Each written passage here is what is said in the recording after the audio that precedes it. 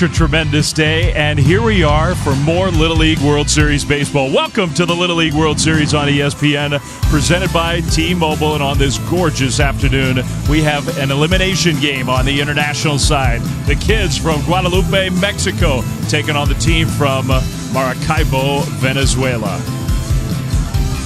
Well, so far, it has been an action-packed Little League World Series. The two undefeateds on the U.S. side, Virginia and Hawaii, both looking great. Hawaii finishing off their second win in a row earlier this afternoon. Meanwhile, on the international side of things, a long trip for both Japan and South Korea to get here. I'm feeling like already it's been worth it for those kids. They have played some super baseball. So those are the two undefeateds on the international side. You got the four who are each 2-0. They don't have to play again until Wednesday. Until then, everybody else has to win every game in this double elimination format. Hi, everybody. Dave Fleming alongside David Ross. Great to have you with us on this Monday afternoon. So here it goes. No more big leaguers here in Williamsport, but we got more Little League World Series baseball for you. And our matchup is Mexico against Venezuela. Mexico has a fiery leader on the field, a kid who has caught every inning for them so far, Angel Castillo. Yeah, Angel Castillo, he is the spark plug of this group. And when you're talking about a leader and what you want, he's the guy. He's going to have fun. He's got the red mohawk rocking, but when he steps on that field, he is serious. Watch here as he kicks the bat on this bunt. He is disgusted with himself, just so frustrated here. He is intense, a perfectly executed 1-2-3 double play, knows how to catch. And yeah, I'm looking around. I'm looking for outs. My pitcher's struggling. I need everybody locked in. Hey, third baseman, lock it in. I'm going to need you. I'm trying to pick guys off.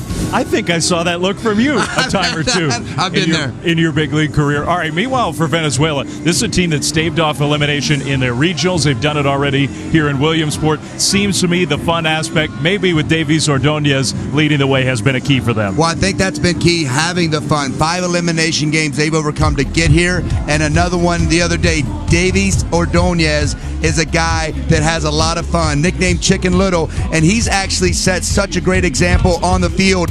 Big leaguers are copying him. You think big leaguers aren't watching this Little League World Series? Take a look at Yasiel Puig right here against CC Sabathia. Davies, you got to be honored when big leaguers are mimicking you in the box. It makes me laugh every single time. You got to love that. The big leaguers are watching, and I'm sure they're watching again this afternoon. Elimination game on the international side. Mexico, Venezuela, first pitch from Williamsport coming up next. The Little League World Series is presented by T-Mobile. Home or away, T-Mobile now connects 99% of Little League families on America's network. And in part by Audi. And State Farm. Talk to an agent today at 800-STATE-FARM.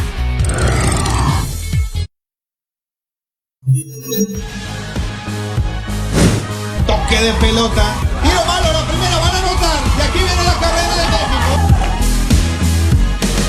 Se va la pelota y va hacia abajo para anotar. Vivo los mexicanos. Patacito que controla Santiago. Aquí se va a acabar. ¡Out de primera! ¡México! ¡Sí, señores! Welcome back to the 2019 Little League World Series. I'm Sebastian Salazar. Mexico and Venezuela about to face off, and you would be hard-pressed to find a louder or deeper fan base than La Porra Mexicana. Remember, at the beginning of the tournament, we told you it started with 54 people who did a 48-hour bus ride from Guadalupe, Nuevo León, all the way here to Williamsport. But La Porra Mexicana, they never stop growing. Since then, 30 more people have arrived from Mexico. Add on top of that, friends and family who have driven from as far as Kansas, Texas, and Virginia. We got a group now that's around 100 deep. And yes, they are very ready for today's game. All right, Sebastian, that is cool to see. The support in the stands for the kids from Guadalupe, a big city just outside Monterrey, Mexico. Great baseball city in Mexico. Let's meet the kids from Guadalupe, brought to you by Office Depot. Mi nombre es Eric Vigil y mi jugador favorito es José Altuve. Mi nombre es Emiliano Garza y mi actor favorito es Jason Statham. Mi nombre es Ángel Reina y mi equipo favorito de béisbol es LLWS. Mi nombre es Eugenio Hernández y mi cantante favorito es Marshmello. Mi nombre es Alan Gutiérrez y mi emoji favorito es serio. Mi nombre es Sebastián Sauceda y mi cantante favorito es Post Malone. Mi nombre es Daniel Orozco, mi jugador favorito es José Altuve.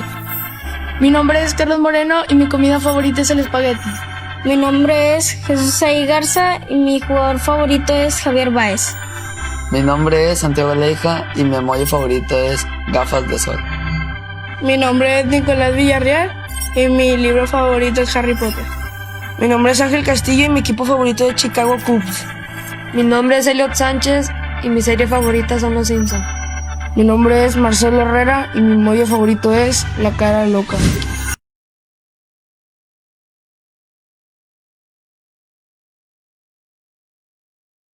The line, and the pitcher they will face is Luis Atencio, the right-hander. Yeah, you talk to this coaching staff, they rave about what a great teammate and leader Luis is. He likes to pitch inside, which is unique to me at this level. Gonna try to crowd these Mexican hitters early on. Pastor Aleman, the German Shepherd, that's his nickname, on the mound. And as much for the Pastor part as for the reference to the watchdog, because Luis is a sweet kid. And you said it, he's a leader spiritually, emotionally for this team. He's on the mound, and we are ready to go here. Mexico, the visiting team, batting in the top of the first, and a first pitch strike to Eric Vigil, the shortstop today for Mexico. I bet that Eric and his teammates were thrilled to watch Javi Baez on the field at Bowman last night. Last night, I can't get over that. I'm still thinking about that day we had yesterday, but just listening to that great venue, about 2,500 people in that small stadium over at Bowman Field. You could hear the kids oohing and ahhing on every play, and the home run that Anthony Rizzo hit and the play up the middle that Javi Baez made. Some fun stuff yesterday here in Williamsport. And the Cubs just seemed to totally, I mean, the Pirates did too, but I thought some of those star players for the Cubs, especially Anthony Rizzo and Javi Baez, just were so into being there and being the center of attention for the kids. Well, it was nice just to see them embrace the moment. I know it's hard as a Major League player in the middle of the season to travel on a game day, and it was hot here yesterday and in midday when they were walking around here, and then got a lot to go on in a game that mattered for that group. I mean, yeah, big time in the thick of this race. So, yeah, it was a great day and see the players embrace it. I bet everybody had a good time. Rizzo got rewarded. He was like the #1 guy. He went down the hill. He played catch with some kids. He was mingling with the Italian team, leading cheers and songs in the bus. And he hit a home run. He had a huge game. And he got the jersey shake. We're having everybody buy into this little Yasiel Puig we saw. I mean, Anthony Rizzo doing the jersey shake. It was a great day yesterday, and that's right, things pay off. If you have some fun and turn off for a minute, become a kid again, good things can happen, and he had a great day yesterday. I actually believe that. I do. I do too. Good karma goes a long way, I think. So now we focus on this Little League World Series. The big leaguers are back to their regular jobs. Eric's mom is watching intently with that vocal, emotional crowd for the Mexican kids, and a line drive base hit to start the game. Eric's their contact guy, and that's exactly what he does. Get on base for this Mexican group early on. They haven't really swung the bats well so far in this tournament, but you see him giving a little what was handshake. That? I almost looked like Fernando Rodney, like shooting the arrow. I don't know what that was. It was pretty cool. In that same family, for sure. That's Eric's first hit here in Williamsport. Give it to me, Eric. Here it is. Look at the dugout. Give him some love. Boom. Maybe a combo Fernando Rodney and Thor, something like that. Some kind of lightning bolt, right? Elliot Sanchez is going to go in and run. So Eric gets his first Little League World Series hit to start the game for Mexico. And a bunt attempt from Angel Reina. He is going to be the catcher. You know, we spotlighted Angel Castillo. What a great job he's done as the catcher for Mexico. We may well see Angel behind the plate again today, but this Mexican team changing it up a little bit. Well, I think that's a huge luxury to have in this tournament. Catching so important here with balls getting by and extra bases. Really a luxury to have two good catchers that you can trust in an environment like this. It's one of the things you and I most like about watching the Little League World Series is watching the catchers. And I may be a little more biased than you, but we've talked about it a little bit, and it's the skill set they have back there with the framing and blocking and throwing the ball around. We've seen some great catching plays so far in this tournament. I guarantee you, Angel, even if he's playing second today, is going to be just as fiery. Diviértase. Quítate los nervios, vamos, suelta los nervios, vamos. All right, a little pep talk in an 0-2 count. And the message mostly was have fun. Yeah. Well, I think that's a hard part. Like, these kids have fun, but then when you get out here on the stage, you get nervous, especially in a bunting attempt here. Things picking up here early on in this game. He strikes out swinging for out number one. Well, you're right, and that's what we admire about a lot of these kids is that for the parents, for the coaches, for the broadcasters, hey, this is elimination time. You want to win the title? And yet the players just seem to shrug that off.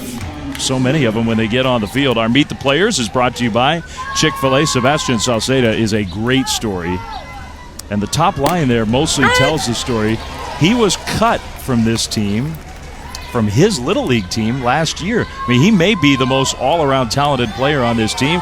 Plays center field. We're going to see him pitch today. He bats third. Just a year ago, he didn't make his team. Well, and I think that this topic we were just talking about, having fun, that's what the coaches emphasized to him. Hey, you've got the skill set. Let's have some fun. Don't put so much pressure on yourself. When you do that, we tense up. I remember late in my career, even at the big league level, when I started having more fun, I became a better player. It's like it worked out here for Sebastian. Close, but called a ball, so it's 1-2. It's so nice to hear those stories, too. Cut from a team. We think that these kids have been great their entire lives, right? And they're on this level because they're just put a good group together. But you see some of these kids get cut and fight back is always nice. That one is strike three. Good pitch from Luis Atencio. 2 down. It's a good lesson. It is. I mean, never give up. Continue to get worked up. Great breaking ball here from Atencio. Luis flips this ball in here, coming over top, right down the middle strike. Starts up high. Tough one to swing at. Who you are at age 10 is not who you are at age 12, is not who you are at age 15, and on and on. That one is smoked into center field, and Angel Castillo's got himself a hit. Gives himself a little clap as he rounds first base, and he got a little shake going. Angel, this is the fire spark plug we talked about in the open. Nice swing, jumping on it early. He's so intense. Great swing, nice hands, throwing the hands at it. A little bat flip here and give him some love in the dugout. I love it. Everybody's buying in. Take that, Davies Ordonez. The hips can shake for him. The hips can shake for me. So a good chance here for Mexico. And a breaking ball in the dirt skips away. That's going to advance both runners. Each move up 60 feet. Second and third, 2 outs. With Santiago Leja as the hitter. Leja is the guy who was so great on the mound for Mexico in their opening round win. Very proud to be on this Mexican Little League team. And he lines one into right field for a base hit. That'll score at least one. Castillo's going to get the stop sign. That's the kid in right field who's got the big arm, but the ball kicks away. So that will allow a second run to score. It is 2-0 Mexico. Santiago laces this ball to right. We talked about how important catching is. The wild pitch, unable to block, and then a line drive, second and third from Santiago. Great throw from Davrik in right, just a little bit short. Can't keep it in front, tries to block it, lets that second run score. And Mexico is fired up. Hey, esos pichos están, no puede ser posible, recta pega y antes tan cómoda la bola para allá. Ponte agresivo, está muy pasivo, demasiado pasivo. Tiene esa bola para allá con el corazón. ¿Qué pasa? Vamos a ponerle, hay 2 outs, vamos. Hombre. All right, so Luis Gonzalez, the manager of this Venezuelan team, for all the talk, and it's well earned, of how much fun those kids are having and how loose they have stayed. That was a little more urgent of a pep talk. Yeah, I mean, I think just locking it in is early on in today's game. These Mexican teams seem to have more energy and seem to be a little more focused so far in this game. at least at the plate. Trying to get the third out, Venezuela, Marcelo Herrera, who is a big kid who's got some power, and that one squirts by the catcher. You know, Hendrik Maestre, we have seen him catch both games in this Little League World Series, and he's done a really good job. He's done a great job. I think the one that got by him earlier was just a tough pitch to block. That one there just went through the 5-hole, just can't get that glove all the way down. Sometimes there's a little bit of shadows right behind him where we can't see exactly where that ball went, but that one is popped up way up there with the bright sun up above. The shortstop, Jonathan Rangel, makes the catch, and that retires the side. But what a start for Mexico. 2 runs right away, middle of the first. And the kids from Mexico take a 2-0 lead. Maracaibo, Venezuela is one of the great baseball cities in the world. It's also a very beautiful city, the beloved land of the sun. I can't wait to meet the kids from Maracaibo, brought to you by Office Depot. Mi nombre es Randy Soto y mi comida favorita es la hamburguesa. Mi nombre es Eduardo Pinto y mi comida favorita es pasticho. Mi nombre es Brian Apalmo y mi comida favorita es el chaguarma. Mi nombre es David Ordóñez y mi emoji favorito es Soccer Bar. Mi nombre es Ibrahim Ruiz. Mi actor favorito es Silvestre Dangond. Mi nombre es Henry Maestre y mi jugador favorito de béisbol es Wilson Contreras. Mi nombre es Jonathan Rangel y mi atleta favorito Usain Bolt. Mi nombre es Adrián Salcedo y mi jugador favorito de béisbol es Endrin Sá. Mi nombre es Luis Atencio y mi actor favorito es William Smith. Mi nombre es Juan Fuentes. Mi comida favorita es el perro caliente. Mi nombre es David Ufé Mayor y mi cantante favorito es Daddy Yankee. Mi nombre es Brandon Fernández y mi jugador favorito de béisbol es Ronald Acuña. Mi nombre es Moisés Conchi y mi atleta favorito es Lionel Messi.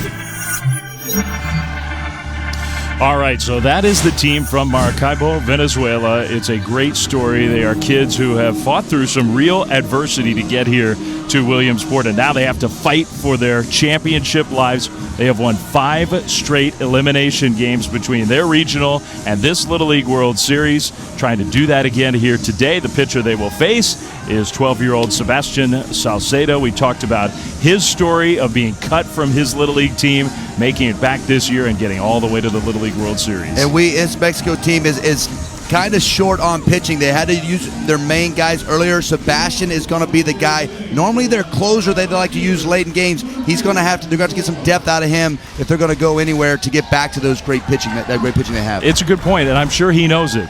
I'm sure he knows that today is a day where they need him to go as long in this game as he possibly can. First pitch to Randy Soto leading off for Venezuela is ball 1. And it's funny to me, you know, as much as we talked about Sebastian's story and how much he's improved and not making the team, now he's on the mound in the most important game for Mexico in this tournament.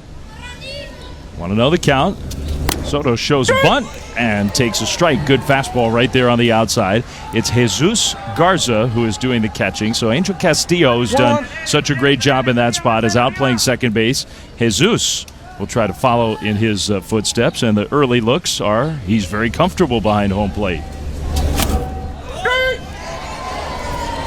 Big booming voice of Matthew Lacombe, our home plate umpire, wearing the microphone. He has come here to Williamsport from Quebec. No matter where Angel is in the field, now he's at second base. We're going to see lots of talk and chatter. He's already directing these guys about where the sun is in case for a pop fly in the outfield. Ball. That one misses inside. 2-2. There's Angel wearing that number 18 jersey. He's must-watch TV. He is.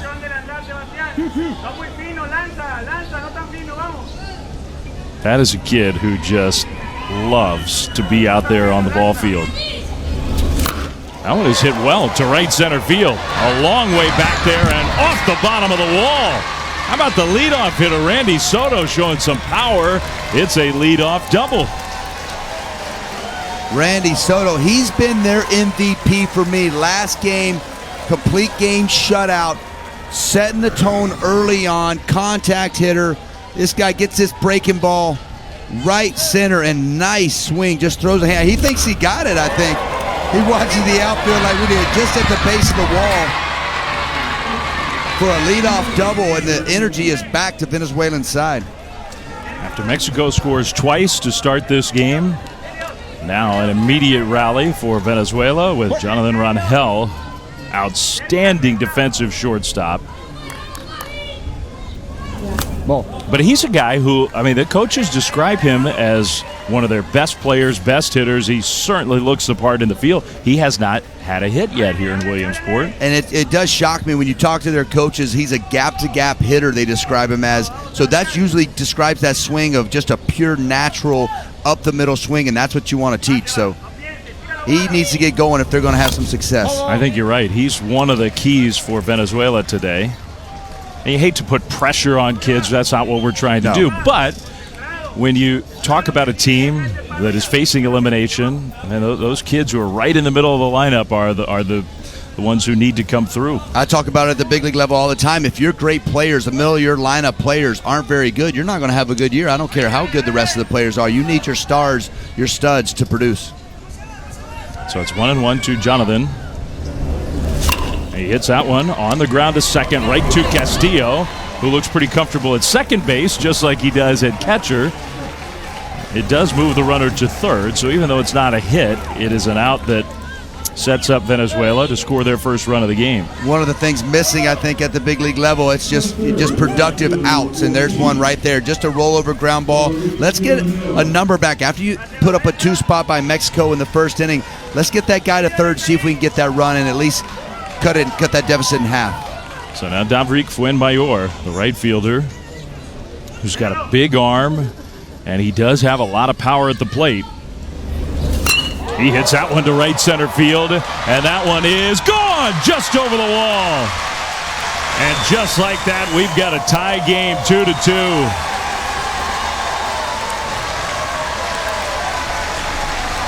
Well, Dave, you talked about it. These two guys need to step up and start swinging the bat a little bit better, and they're loving it.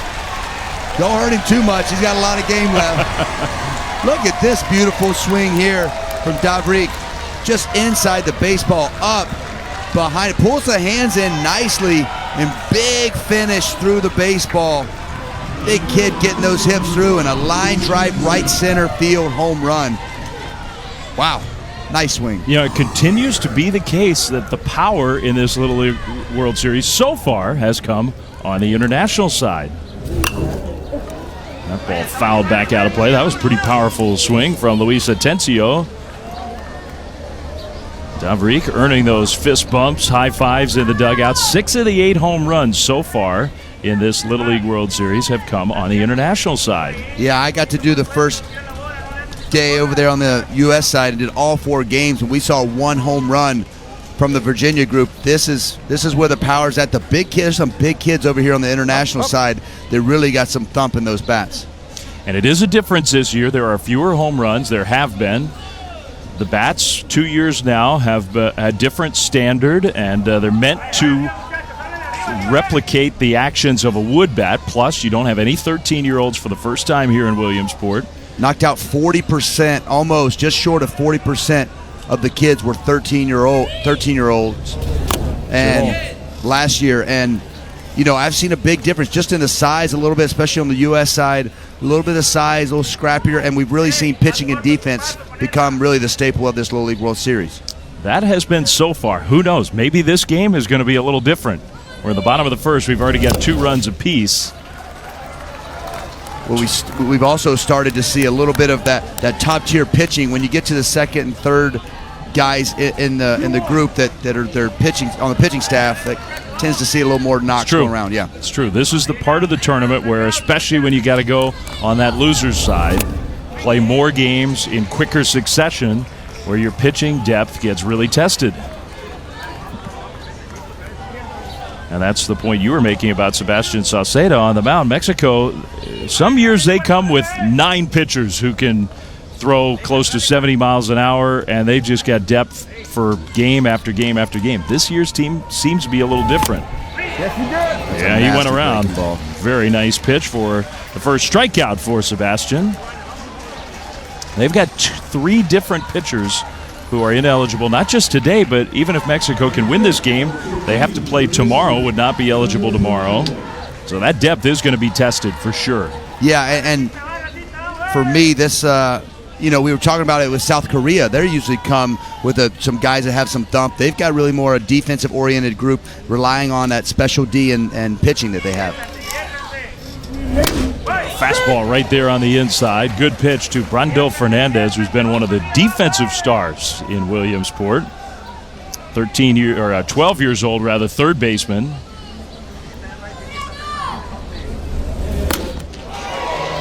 And another fastball right in there for strike two. It's got to be just short of 70 miles an hour. It looks like the ball's exploding. Now they get a nice breaking ball for their closer, but so far doing a decent job. That one home run. The 0-2 pitch. There's that breaking ball.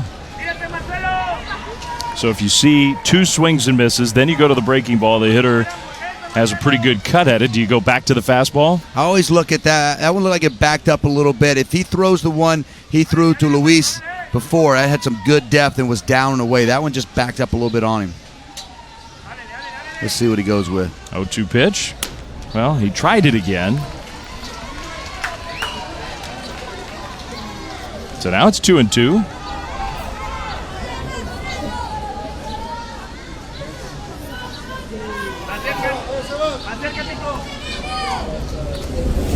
On the ground is short. Kind of an in-between hop, but handled cleanly by Elliot Sanchez for out number 3. What a response, though, from Venezuela. After falling behind early, this swing tied it up. Beautiful swing, nice finish, and now we got a game again. 0-0.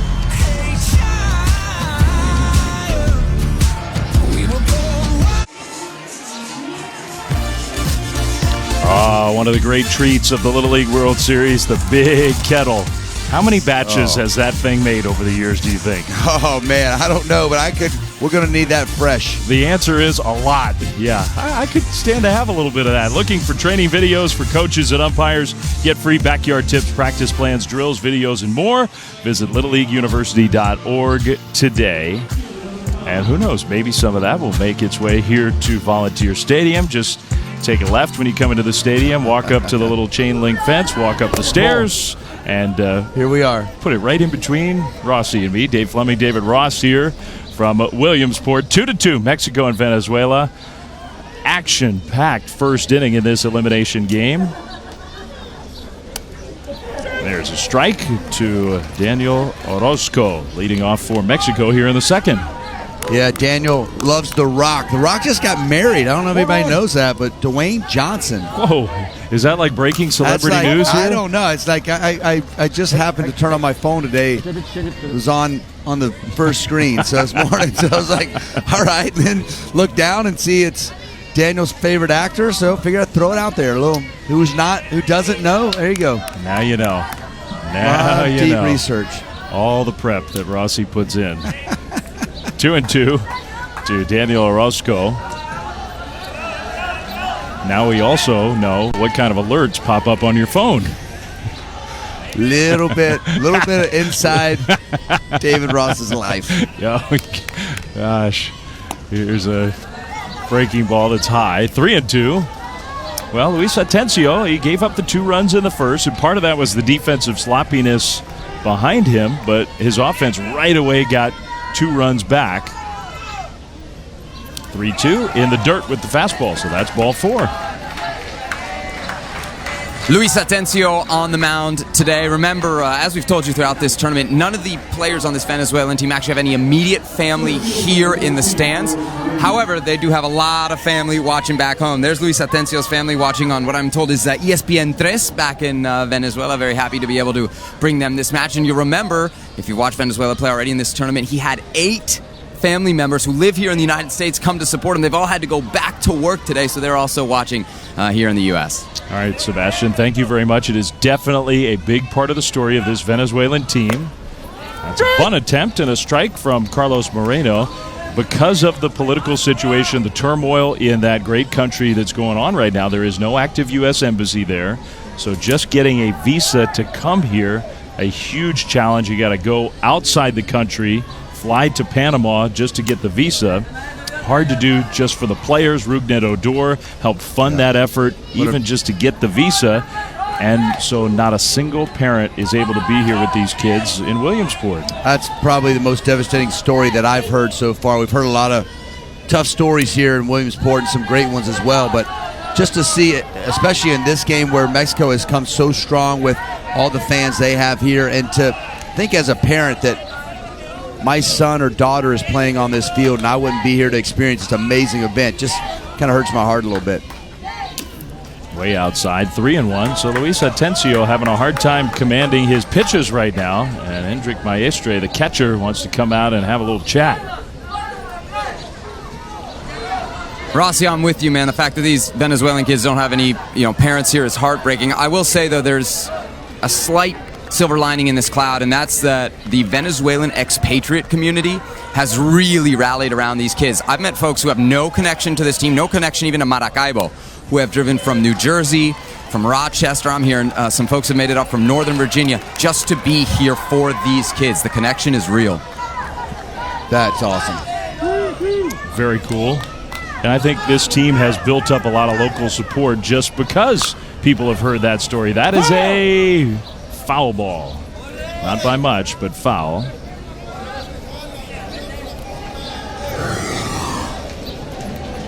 That was a close one. Yeah, I thought this was going to go over the bag. It looks like it just may have had that funky spin, wanted to come back.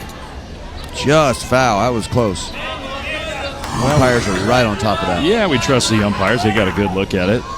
3-2, struck him out swinging. Good job of coming back there from Luis Atencio. Falling behind, getting a nice meeting from his catcher, Maestre, coming back with the breaking ball. Up in the zone. Nice job working your way back.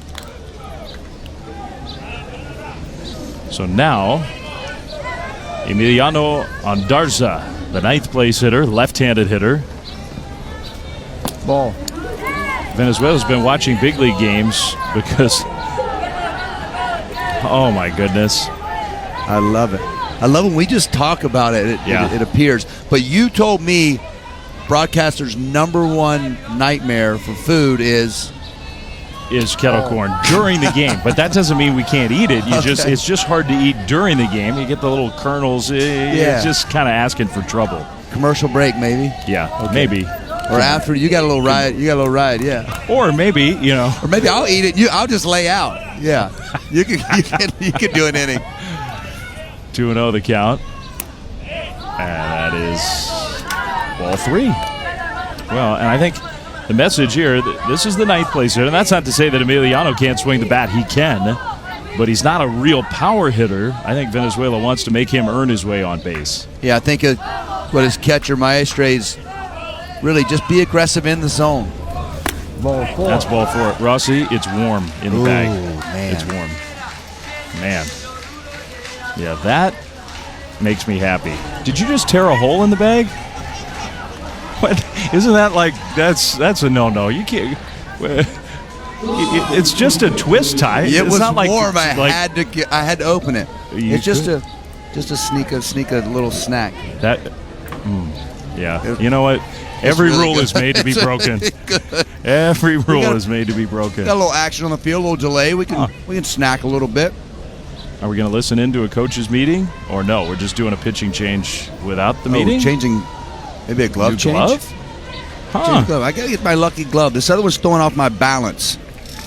No, I'm fully supportive of a glove change right now. Just a mouthful of popcorn. Yeah. Sorry, America. Yeah, these new gloves. Well, the kids get the new gloves, and I don't blame them wanting to use these new beautiful gloves that they're provided with, and they match the unis. And if you're not comfortable out there, grab that Old Faithful. So 2 on, 1 out. That one kicks away, so that's going to advance both runners. Elliot Sanchez getting his first at bat of the game, and now he's got a great chance to put Mexico right back ahead. Yeah, tough one to block back there for Hendrik Maestre. That fastball down in the dirt is extremely difficult. Hardest pitch to block in baseball is a spike fastball. He's getting his work. He's got his work cut out for him back there today. That is coming from somebody whose opinion I respect on that topic. Kettle corn may be different. What pitch is the toughest to block? You are the expert. That one might have been saved by the umpire. I think that was. Umpire helping you out a little bit. That never hurts. Here again, just a spiked fastball that kind of backs up on that side. That glove side is hard to block, especially when that fastball, the umpire saves the day there. Well, you feel for him, but Luis is right now not able to throw strikes. Hey. And so, you can understand. Anda para tercera. All right, so a pitching change coming up here for Venezuela. Mexico threatening to go back ahead. It's 2-2, and we'll come back right after this. Welcome back to the Little League World Series right here on ESPN, presented by T-Mobile on this gorgeous, picture-perfect day in Williamsport, Pennsylvania. And a tough start for Luis Atencio. He was having a hard time finding the strike zone here in this second inning. And so a pitching change for Venezuela with the game tied 2-2. It's going to be Brando Fernandez to take the mound, 12 years old. We've seen his arm from third base. We know he can throw across the diamond. We'll see if he can throw some strikes from the mound. Well, he's got the good fastball the coach is talking about and a pretty good breaking ball in warm-up. So we'll see if he's throwing strikes. He does have an electric arm. First pitch, good start right there. He inherits the 2-ball, no-strike count, so that's not easy either. No, it's not. And to find your rhythm right there. Second, third coming in, pitching in trouble right now. 2-1 pitch. Oh, he's got a little pace to him, too. He wants to get the ball and go. He missed with that one high. Well, I think we always love that, and as a defense, you always love that. These guys getting the ball headed that way, trying to throw strikes, puts the hitters on their heels. 3-1. And that's a strike, but it gets by the catcher, so that will score a run. And Elliot Sanchez is still going. So that hurts for Venezuela. It's 3-2 Mexico. They're going to score that as a pass ball. Still only one out on what was strike 3. Yeah, right by him, just tipped off the glove. Just ran up and in on him. Venezuela has not been sharp so far on defense. Yeah, it's strange because they were really good for most of this Little League World Series, their first 2 games. And that's what they've talked about. I mean, both these teams, Mexico made some errors early on. Venezuela is just not looking sharp here tonight, but both these teams coming in, coaches praise their defense. 1-0 bunt out in front of the plate, and that's going to be a tough play. The scoop, the tag, not in time. Good slide right under the tag. Emiliano Ondarza scores another run. It's 4-2. Brando Fernandez jumps on this ball pretty quick. Nice bunt here. Lays it down right side and hustles out of the box. That's so clean. Nice glove flip there from Brando, but just too late getting under. Probably should have just gotten it out at first base.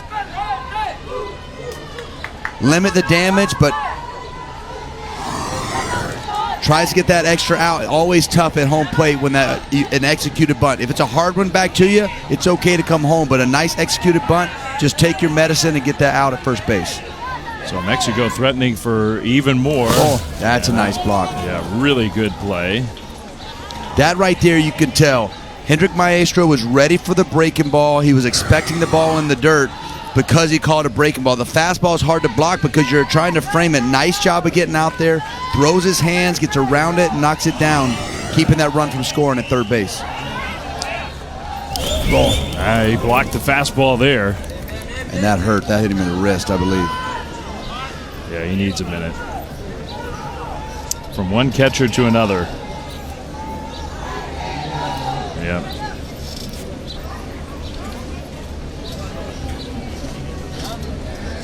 It has been a difficult couple innings already for Hendrik Maestre.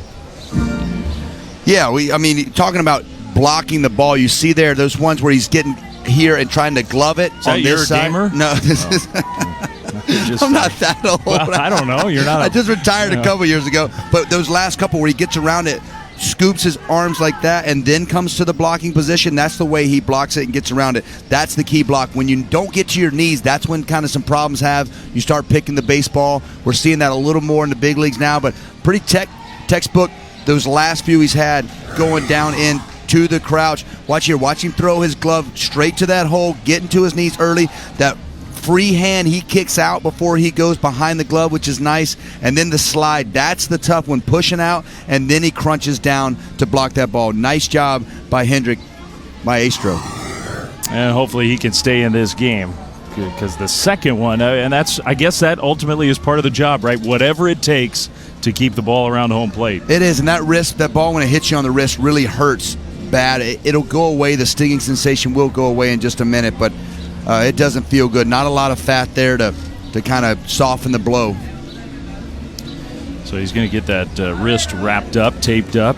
I would always I used to wish I could wear like more wristbands, but I wanted to feel the baseball. But I was kind of a longer torsoed guy, so when I would go down, I'd get a lot of balls that would hit me in the forearms or the wrist because I would stand up too much. He did a nice job on the one before that of getting that belly button tucked down and tucking that chin where he created a good angle. It's tough on the fastball because you get down a little bit later. So just a brief delay while they make sure Hendrick can continue in this game. We are in the elimination bracket on the international side here. 2 games on the international side today. This one, Mexico-Venezuela at 4 Eastern on ESPN2. It'll be Canada and Curacao. And the winners of these games will meet tomorrow, Tuesday, right here on ESPN at 3 Eastern. So you got elimination baseball all throughout the day here in Williamsport. And good for Hendrick. He is going to stay in this game. They used to call you Grandpa Rossi. So I just thought, well, I don't know. Maybe David started his career a little earlier than I thought. I saw that glove. I should have just brought my own glove up here. I just grabbed the prop from behind me and thought I'd get a little catch a demo in during the game. At least I didn't break anything like KP. That's true. We had a big accident up here the other day. Stuff came crashing down. He's a big man. He needs more space. All right, 2-0 the count. And Venezuela just desperate for some strikes from their pitchers. 2 walks, a strikeout, but on a ball that got by the catcher that allowed the batter Elliot Sanchez to reach. A bunt for a hit to knock in a run. And now Sebastian Sauceda takes a strike. Well thrown. Brando Fernandez already the second pitcher of the day for Venezuela. They fell behind 2-0. They immediately tied the game 2-2. Now they've fallen behind 4-2. Ball. And that one, a fastball spiked in the dirt, and that will make it 5-2 Mexico. It's amazing, too, because the misses for both pitchers, nothing is missing up. Every single pitch is missing down. I think this is where the coaching comes in. Time to just kind of adjust the mechanics a little bit. This is tough. Trying to set up in, and he pulls it. There's no chance as a catcher unless you just glove that baseball to get any catching equipment on there. 3-1. That's a good fastball. And that's where the one if you're missing down, make that adjustment, miss up a little bit or pitch up, and the eye of the hitter will see that. You'll probably get more swings up there. 3-2. It is right there for strike 3 call. So that was big. Just the fastball. Got to find that release point, being consistent. This is what happens. You get a little bit further down the line. Nice job.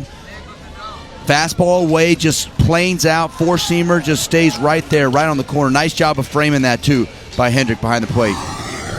So now, Angel Castillo. He takes a strike. He has been the leader of this team from Guadalupe, Mexico. Already has a hit and a run scored in this game. He got a little flash, just like his favorite player, Javi Baez. He does. Ball. He's got a little flair. He's directing traffic. You see him there. Ball in the dirt, telling the runner at third base, stay there. He's locked in. High baseball IQ. One of these guys at this Little League World Series that you fall in love with the more you watch him play. That one is right back up the middle. So he's 2 for 2. And that knocks in another run. 6-2 Mexico. All right, just my favorite player is what I'm going to say. Yeah, look, he's directed traffic. Look, yeah, I'm telling everybody. This is what we're doing. What's up, Dad? Dad's locked in. Got the handlebar mustache. Son ropes this ball right back up the middle. Sees the fastball for a strike the pitch before. Stays on it. Beautiful swing. Line drive swing. Flat bat. Nice approach. Ball. I think we know where the personality came from now. Yeah. Now that we've seen dad and son pointing at one another.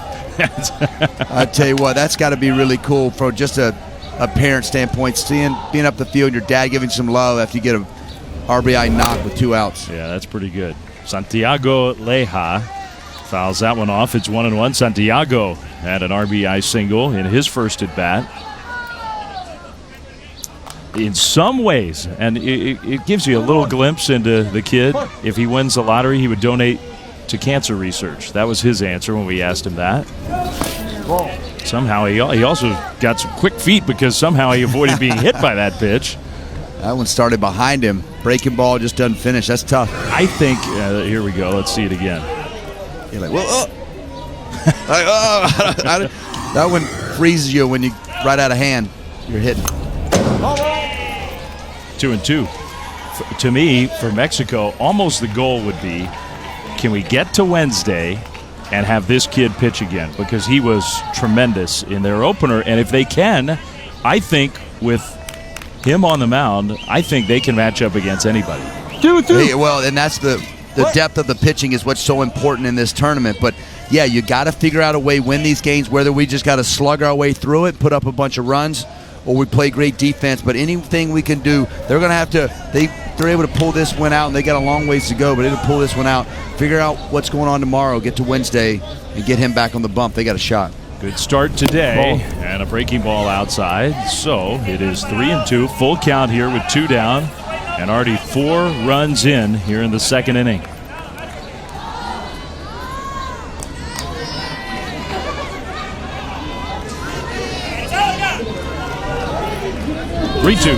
Ball 4. That's ball 4. So now the 9th hitter of the inning will come up. Just been a ugly inning here for Venezuela as far as throwing strikes. I've always been okay with just guys, if my pitcher doesn't have it that day, just giving up hits around the field. But it's really frustrating when you're on defense and in the dugout for the coaches and everybody. When you're not throwing strikes, it just feels like you're just asking for trouble because one base hit's going to score a bunch of runs. Nice stop. Well, you can see Brando Fernandez trying to figure it out on the mound. You also feel for Hendrik Maestre, the catcher. He is just being taxed. I definitely am paying close attention to that, and he is getting worked. A little mound visit again here. Venezuela's just desperate to try to find something. Dame. Leo, aquí se viene a tirar strike. Si no te tira strike, Kobe, ¿tenés cojones? ¿Seguro? Vos la estabas pidiendo, ¿verdad? ¿La querías? Tomala.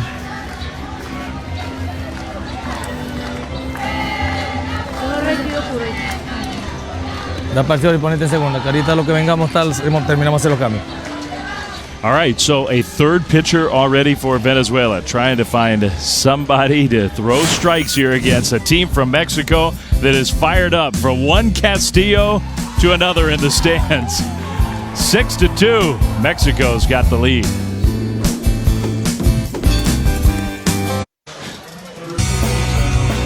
All right, here we are in the second inning still. We have had tons of offense already, and this is the third pitcher in this game for Venezuela.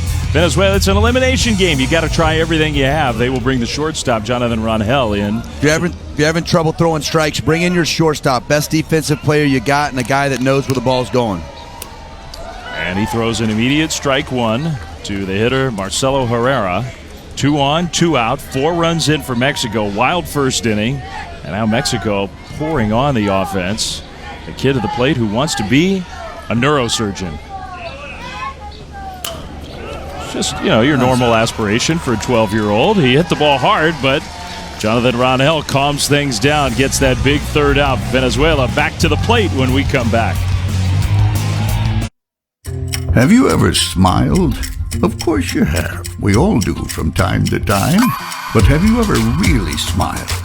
smile so big you felt it deep in your bones. That sort of smile that reminds you that everything is exactly the way it should be at this exact moment. That smile that says nothing else matters right now. That moment when you just can't contain that feeling, and it's instantly written all over your face. Well, smiles just all throughout the Little League World Series. We had a lot of them here yesterday with the big leaguers. And look, even with the big leaguers back to Major League Baseball away from Williamsport, the smiles are still here from kids and grown-ups alike on this hot but beautiful Monday afternoon in Williamsport, Pennsylvania. This is sort of like, it's technically not already the second week, but the second week of this Little League World Series. We're into elimination play on both sides of the bracket. Everybody's got to win to keep playing. Mexico and Venezuela has been a wild game so far. 6-2, bottom of the second inning. Second at bat for Venezuela, and Ibrahim Ruiz, the center fielder, leads off.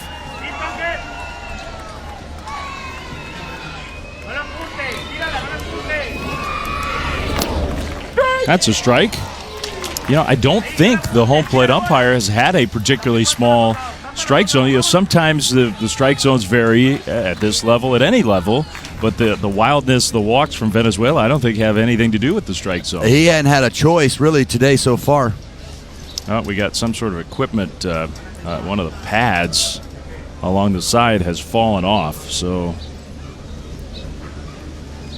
let's see if one of our grounds crew members can get out there and help us out.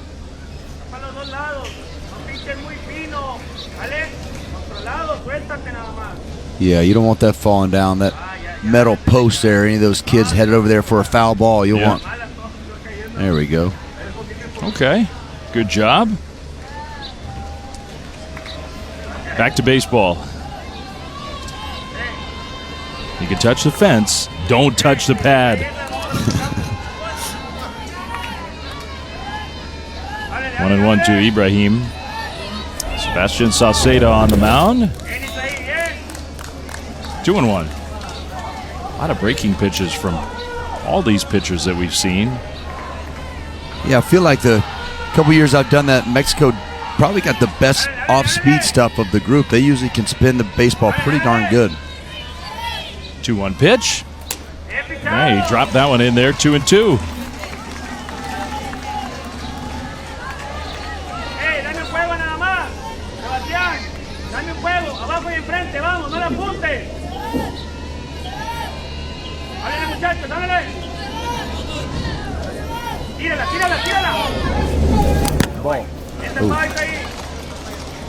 Oh, when they got the umpire. Yeah, we talk about, this is kind of one of those things when you start talking about that pace of play, your guys get you 4 runs in the second, want to get out there, throw strikes, really start to attack those hitters. Yeah, Sebastian is really, really working slowly. And he gets the strikeout on a 3-2 pitch for out number 1. Well, tonight our crew is going to be in Denver in the Rocky Mountains for our next preseason NFL game. It's the 49ers and the Broncos, 8 Eastern, 5 Pacific on ESPN. ESPN Deportes on the ESPN app. Coverage begins at 7 with a special edition of Monday Night Countdown. Joe, Booger, and Lisa are there in Denver, Colorado, where football is still mostly football. Baseball in Denver, sometimes it doesn't look like baseball. I saw where they were averaging for, I think it was a month, they were averaging, I think, like 10-point-something runs a game. I'm like, oof. Like average runs. About halfway through the year, the combined total from the two teams at Coors Field was about 14.5 runs per game. Maybe that's the stat I saw. That's a tough one to watch for me as a catcher and a guy, defensive type player. Can you imagine managing those games night in, night out, Buddy Black? That is a hard job. Long night. 1-1 on the ground, foul. You know, Major League Baseball has spent a lot of time thinking about, talking about the possibility someday could we have a big league team in Mexico. I mean, you're talking time zones and travels. Fit wouldn't be much different than a lot of the cities we include in the current big leagues in the United States. But one of the challenges is both Monterrey, especially Mexico City, altitude baseball. You'd be adding another ballpark where the ball would play like it does at Coors. I got a chance to play when I was with the Dodgers. Got a chance to play in Mexico City in one of the exhibitions against the Mets, and the ball definitely gets up in that air and travels. Beautiful city, though. Beautiful complex we got to play at, but yeah, you definitely felt. And I played in Vegas, which was ball traveled a lot when I was coming up through the minor leagues. That's never fun for a pitching staff. 1-2 here to Moises Concho. 1 out in the bottom of the second. And a fastball that just missed. 2-2.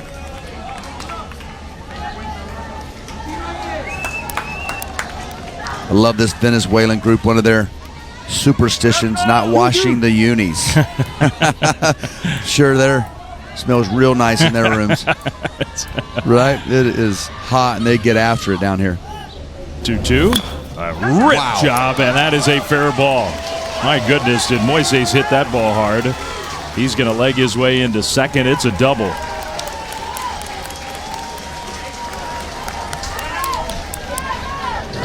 Moises is all over this breaking ball. Comes down and into him and just does a good job of following the barrel to the baseball here. Line drive right down the line, just inside that left side foul pole. Nice job of cutting it off in left field by Daniel, but nice double there by Moises. They're going to use a runner for Moises Concho. So I think it's the special pinch runner rule into play here. Edward Pinto.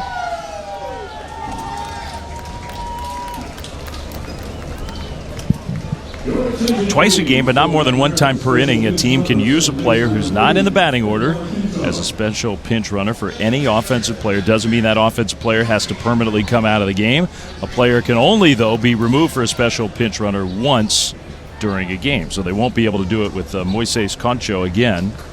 That's something they need to, I wish they would have had in the big leagues when I was there. You never want to see a guy like me or these guys run the bases. Let's get somebody with some speed out there. I love speed in the game. Could be that we're challenging fair or foul on this one. What do we think? Do we have a fair good look? to us. Let's see. Yeah, definitely fair. Not close. I mean, by the standards of our great eyes, us, and our talents. Definitely our expert fair. Eyes. It was a good call by the umpires on the field. Good hustle. Yep, fair ball.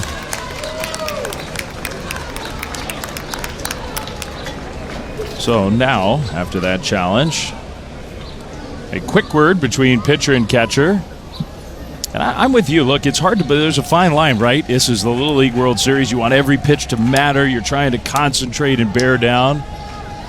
But it becomes harder and harder, I think, on the defense for Mexico. Sebastian Sauceda is working at a very deliberate pace. Yes.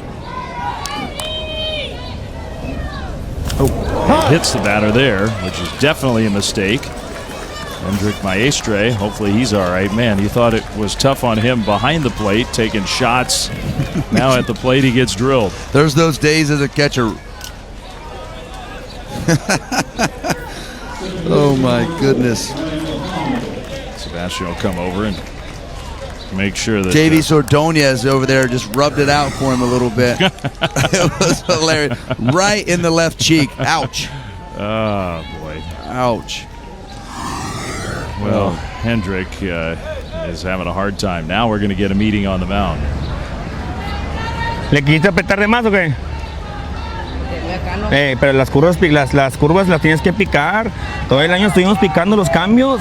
Esa curva, la del jonrón, se te quedó en medio. Y esa que te batearon para allá, otra vez igual, no te rompe. Paso corto y si no tiras cambio, dile que no para que tires curva entonces. Confiado más en tus lanzamientos, estamos arriba en el marcador. Listos, cualquier toque de bola, es el último bat. Hay un out, puedes tocarla corriendo. Buen tiro, ¿entendido? Sí. Órale pues, vámonos. Hey, te quedo perrando. All right, so Orlando Rodriguez, the pitching coach for Mexico, he wants more breaking balls. Yeah, he wanted some more. If it's not going to be the breaking ball and that's not working, let's go with the changeup. And a good finishing message there. Let's go. Try to get a double play. The hitter will be Brian Apalmo, second baseman for Venezuela. Still just the bottom of the second inning. A lot of pitches thrown in this game on both sides. Ball. Called a ball. Yeah, just not even strikes that are really close. Home plate umpire, we talked about already, doing a good job of calling the borderline pitches.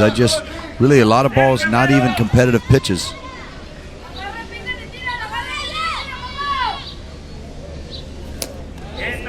That's a strike. Well, Luis Gonzalez, the manager, just took his hat off and walked in the opposite direction from the coach's box. So whether that means a sign was missed or what, that's a little frustration from the manager for Venezuela. Spot where his team's got a chance to get closer here. And a ground ball to second. Castillo, the little flip, that's one. The throw, not in time. The throw behind the runner, Pinto. No double play, but a ground ball for out number 2. Just like the coach said when he came out to the mound, try to get yourself a ground ball, double play. It's a little bit too fast of a runner was Apalmo. Get down there, but a nice job of feeding him at shortstop. So, well, I hope that's not good. Uh-oh. Oh, she grabbed. I thought those would come to us, and she stole them. Oh, you gotta keep running. Yeah. No more chicken fingers. That's the last thing. No, that's the last thing I need. Got enough popcorn in my mouth as we speak. Still working on the kettle corn. Ball. Outside for ball 1.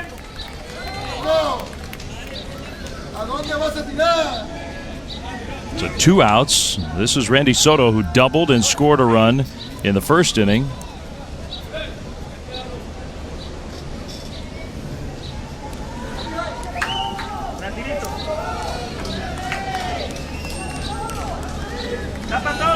Bueno. Put.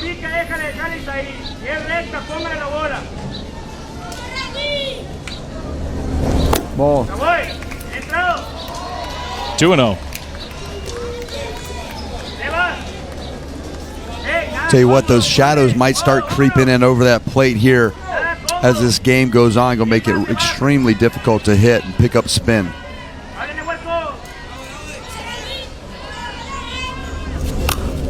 Well, even more important for pitchers to throw strikes, make them earn it. No doubt.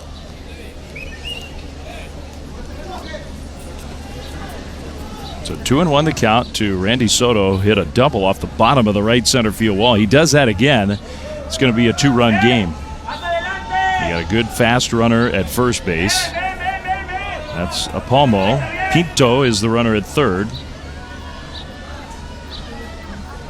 Pitch number 39 coming up for Sebastian Sauceda.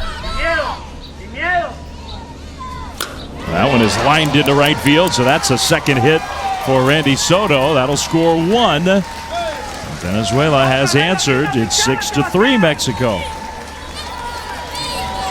Randy Soto's had 2 beautiful swings in this game. I was just about to say that. This guy is such a stud. We saw him on the mound last game, complete game shutout, as I said, but this is where he just shines for me. This ball is down and in, really pulling his hands in nicely, driving the ball to right. It's a nice, smooth stroke, open stance, strides parallel to his other foot. Just a nice, easy stroke from the left-hander. So still 2 on, still 2 out, but a run in now. And Jonathan Rangel, who started at shortstop, now is the pitcher who dropped a bunt down. He was off and racing to first, but it rolled foul. What a great idea from Jonathan. That's how you play baseball. You're down 3, 2 outs. Let's get some more base runners here. Let's see if we can't spark a rally. This is a beautiful bunt. We want to say fair or foul. Don't bunt it back to the pitcher. Fair or foul. And that ball just foul for Jonathan. Nice idea. Yeah, you're still alive. It's just a strike. You got an on-deck hitter, Davrik Fuenmayor, who's already homered in this game.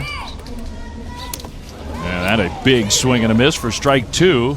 A runner from second, that's Brian Apalmo. He started toward third. That drew the throw, but he decided against taking a chance. ¿Cuál es el problema? Que estás haciendo lo que venimos practicando. ¿Te estáis qué?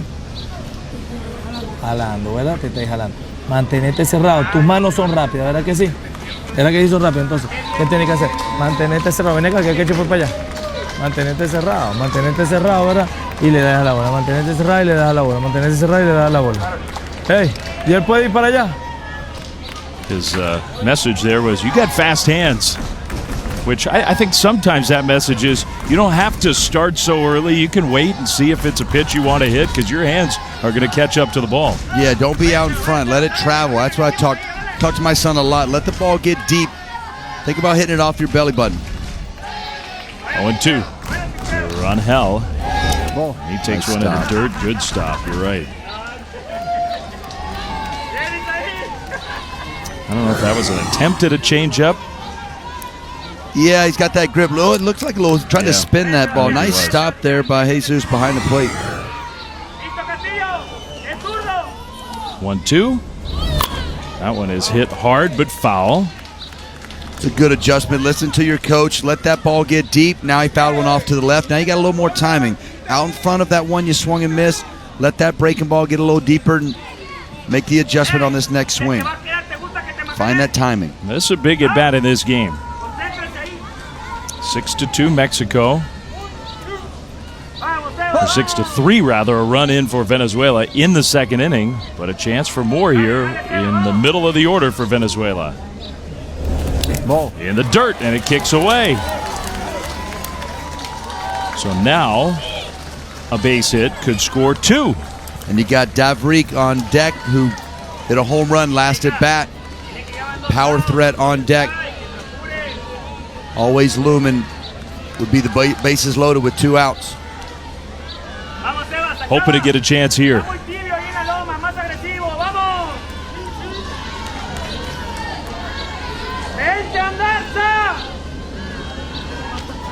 2-2.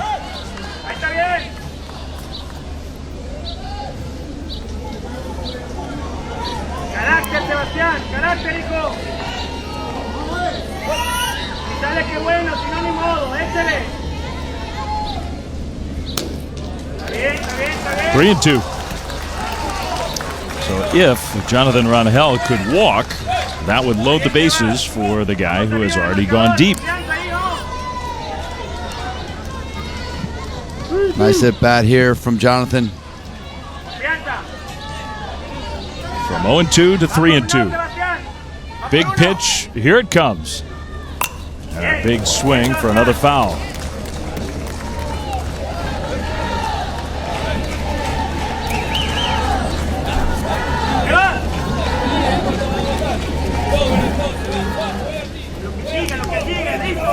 Always felt like when I was playing, you get that 3-2 count. You made that pitcher work, especially when you're trying to come back down 3. Make that pitcher work. You get to 3-2, you're going to get something to hit. Another 3-2 pitch, and he hits that one to left field. It is caught in left by Daniel Orozco. A good play. And that keeps Mexico ahead by the score of 6-3. Good baseball and good sportsmanship on display here in Williamsport. Ouch, but are we okay? Yeah, I guess we're all right.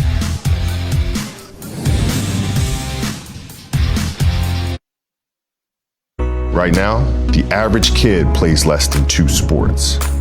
Different sports create different thought processes, and you can definitely use those thought processes and make yourself better. Bowling is just the 3 and 4 second concentration things. You know, once I step on the lane, you know, just that short time period of focus is what I use to my advantage in baseball. Visit projectplay.us to give sports back to kids. All right, back here in Williamsport, where this game has had the intensity, the concentration level of an elimination game, which is exactly what it is. Mexico and Venezuela. We go to the third inning of this 6-inning game with the score 6-3, Mexico over Venezuela. And the Mexican team will hit here in the third. Great crowds here on a Monday after all the excitement and energy yesterday. Right back at it today with Little League World Series Baseball from morning through evening time. We're at Volunteer Stadium. Dave Fleming, David Ross, and Jonathan Rangel, who got the final out of the second on the mound, starts the third and throws strike one to Eugenio Hernandez, pinch hitting for Mexico. I got a feeling things are going to pick up here with Jonathan Rangel on the mound. He seems to grab that ball and go shortstop. Used to throwing the ball long distance for strikes. Tried a curveball. He's not had the feel. He's tried that a few times. Hasn't yet had the feel of that.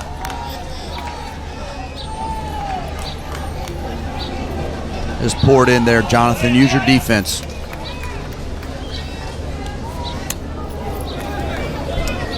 I think that's the message of a lot of Little League coaches is, okay, so your breaking ball's not working? Well, let them prove they can hit your fastball. Try that for a while. And 2-1. It's 2-1. He's got a good fastball, 2-2. A little sneaky short arm, kind of that shortstop arm action, just kind of comes through. Not long, lanky like most pitchers. It just grabs it and go. Short arm stroke. Was there a short arm pitcher you used to face that used that for some deception? Yes, Billy Wagner. My goodness, that thing just came out of his ear and just disappeared behind your back foot. His fastball exploded. Craig Kimbrell's got a little bit of that now. I caught him in Atlanta. That is right there for strike three, a fastball. Out number one. Well, up the hill at Lomedy, we have another international game. There in the bottom of the first inning, no score. That's Curacao against Canada as those two teams try to stave off elimination. That was pretty swing up at Lomedy. Want me to call some play-by-play of that game too? Double dip. That is Curly Martha, who is just so impressive. He's a stud. That kid, we're going to see him doing something special for a long time. Feels that way. Yeah, he's an athlete. Alan Gutierrez is hitting here. And a 1-ball, 1-strike count.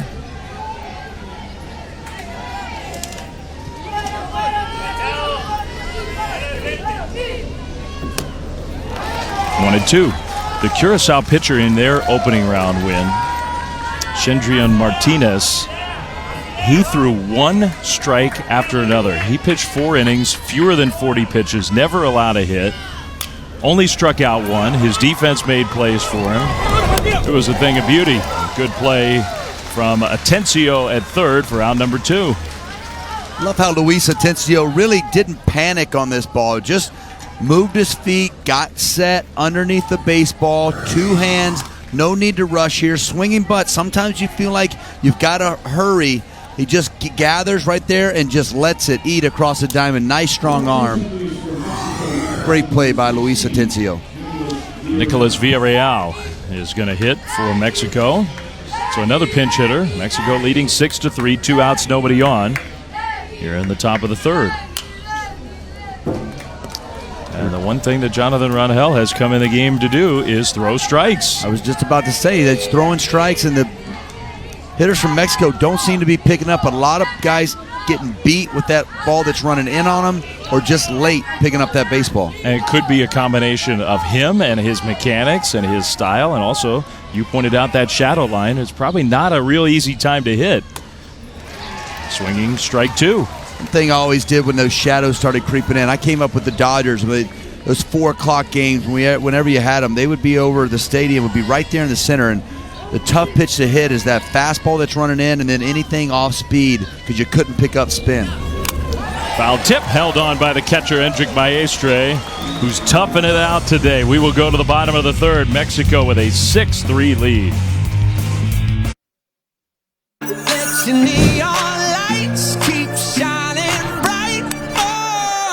Deep to left field, and it is gone. Big league power from Yuto Kakeba. Take a bow. Here it comes, boys. Got him. Was that impressive or what?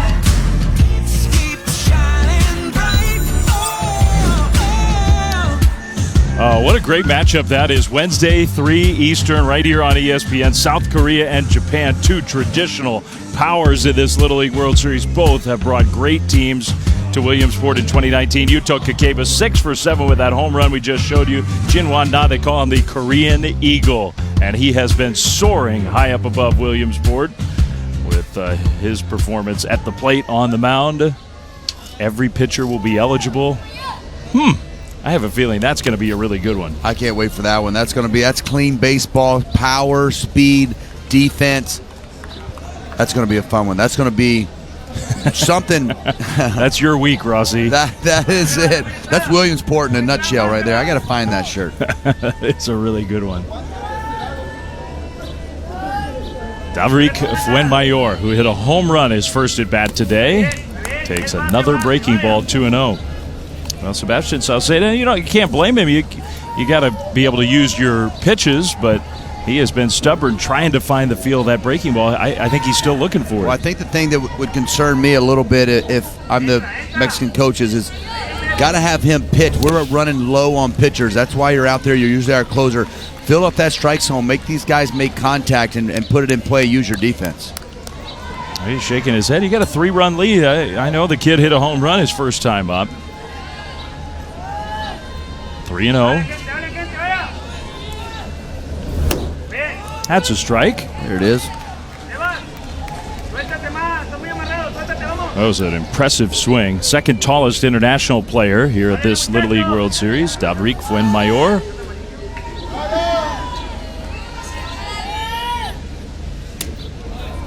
That's ball 4. Well, let's say hi downstairs to Sebastian.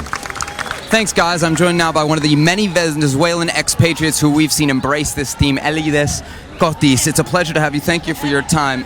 You're not from Maracaibo originally. You don't know any of the boys on this team. You've driven from Rochester. Why? To give support to the kids. I mean, it has been so heavy competition to get to this level. And for them to accomplish that, it is amazing. Given everything that's happening in Venezuela today, what does it mean to you to see these kids doing this in this environment? I'm very happy for them and very proud that they are able, given all the circumstances, and they have the hard work and what is needed to get to this level. And you can see lots of Venezuelan folks. You guys don't know each other, but you're family now. But we are, and wherever we go, we made a family, as long as we're together. Elides, thank you very much. Appreciate it. A very heartfelt message. A good job by Sebastian, because it is on the minds of so many people, the circumstances that have these kids here without their family, without their friends from back home, but they're making friends in Williamsport. And they're trying to keep their championship hopes alive. That one in the dirt. Well, I just think about what Shashin has done and Rodney Nodor, like helping this group out, helping them find the funds and the ways to get their visas to get over here and even compete in this tournament. Yep. Major leaguers that really support their country. Wilson Contreras, that I know well with the Cubs, big supporter of Venezuela and trying to help these kids out. That one on the ground toward third, in the hole, and a good effort. The tag, he got him. Fuenmayor went across the bag, and that turns into out number 1. We say keep things in the infield, good things happen. Nice play by Sanchez on the backhand. Flips to Angel Castillo, and a heads-up baseball play by Angel. Stretches and sees him reach off, and watch the fist pump. Boom! Loves it. Nice heads-up play, and he's fired up. This is the energy you need. He loves it. He loves competing. There's nobody really like him in this Little League World Series. He's been a catcher. Now he's playing second base, and we're seeing why they put him out at second base. I was shocked. I thought, well, why would he ever do anything but catch?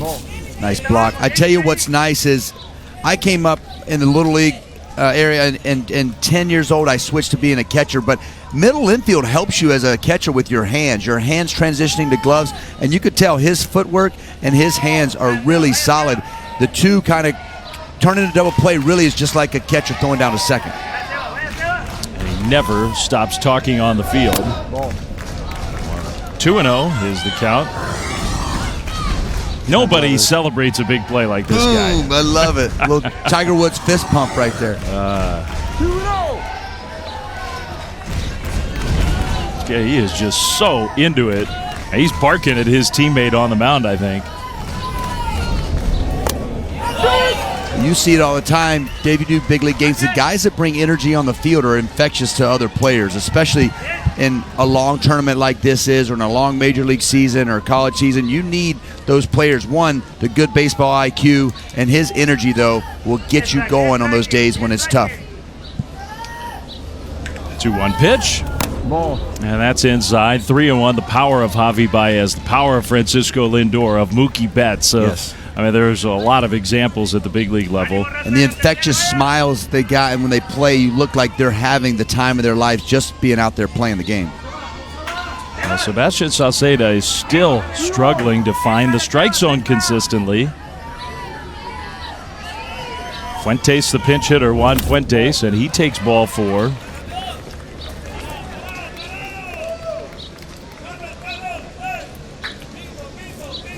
So that has given Venezuela another good chance here in the bottom of the third. 2 on, 1 out.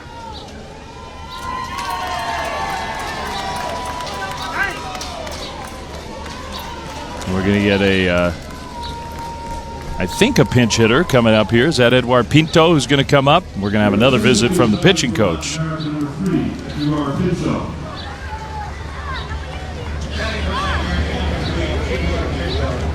Yeah, not just a visit.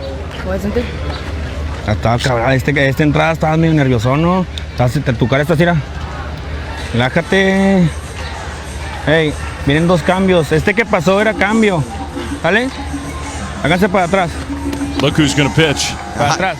You have no idea how big of a smile I have on my face right now. This might be why he was coming in from second base and didn't catch today. They knew they were going to use him at some point. I can't wait to see this. And I do think that for Mexico, thinking, look, we got a 3-run lead here, but 2 more walks in this inning. We need a guy who can throw strikes right here, right now. The game is on the line right now, even though we still have a ways to go. And we know how much this kid likes to compete. We got the breaking ball, already flipping that in there. He's going to get after it. He's going to be coming right at these hitters, I promise you. And the coach was saying, mixing that cambio. There's the changeup. That's the sign for changeup. That's a pretty good one right there, too. Nice spin on that. Changeup's going to be the pitch that the coach likes. Maybe we'll see that out of Castillo. So for Mexico, trying to keep their title hopes alive. They had a 6-2 lead. Venezuela got a run in the bottom of the second. Mexico did not score in the top of this third, and more pressure on the Mexican pitching and defense here. The winner of this advances to play the winner of the game that's happening as we speak, Curacao and Canada. And Curacao has a 2-0 lead right now. That game on ESPN2. On the international side, another elimination game tomorrow, 3 Eastern. So, Castillo, who has been a star in Williamsport today. He's singled twice. He's knocked in a run. He's scored a run. He's been a catching star. He's been an emotional leader, and now we'll see him pitch. I'm super excited about seeing this guy on the mound. His energy is infectious. I believe this is going to be the shutdown pitcher that Mexico needs to hold this 6-3 lead. Eduard Pinto steps into the batter's box. I don't think nerves are going to be a problem for Angel Castillo. No, they are not. He is so into this game already. But his first pitch fastball bounces and gets by the catcher. So it is different when you climb up on that mound. And the batter gets in there as well. I can tell you what, reading about Castillo, the coaches talk about him calling his own game. So he's aware of what's going on, what he wants to do with the hitter, reading those swings. Pretty high praise when your manager lets you call your own game at this age. Second and third, 1 out. And a 1-ball, no strike count. Again, we got an umpire who's looking to call strikes in a good way. I say that as a compliment. If it's close, he's going to call a strike. Oh, no, not that one. No, not that one either. Nope. Nope. He's shaking back to the fastball, maybe. I want you to go through them all. We're just playing mind games. Yeah, Let's see what we got. Could be. Show of a bunt. We'll see if there is an actual bunt. Swing away. The ball hit foul. 1-2. That slash play where you get the defense to come in, create some angles where if you could put the ball in play, maybe you got a better chance. We had Herrera crashing at first base way in there and almost hit it by him. If that ball would have been fair, he wouldn't have had a whole lot of time to react. Did that umpire just drop the ball down his shirt? I think he did. We might have to go back and see that. All right. Angel. We getting the sign we want? We're not getting any signs. Looking into the coach. All right. See what we got.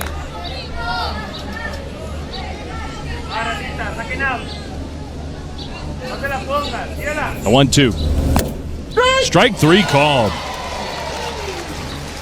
2 down.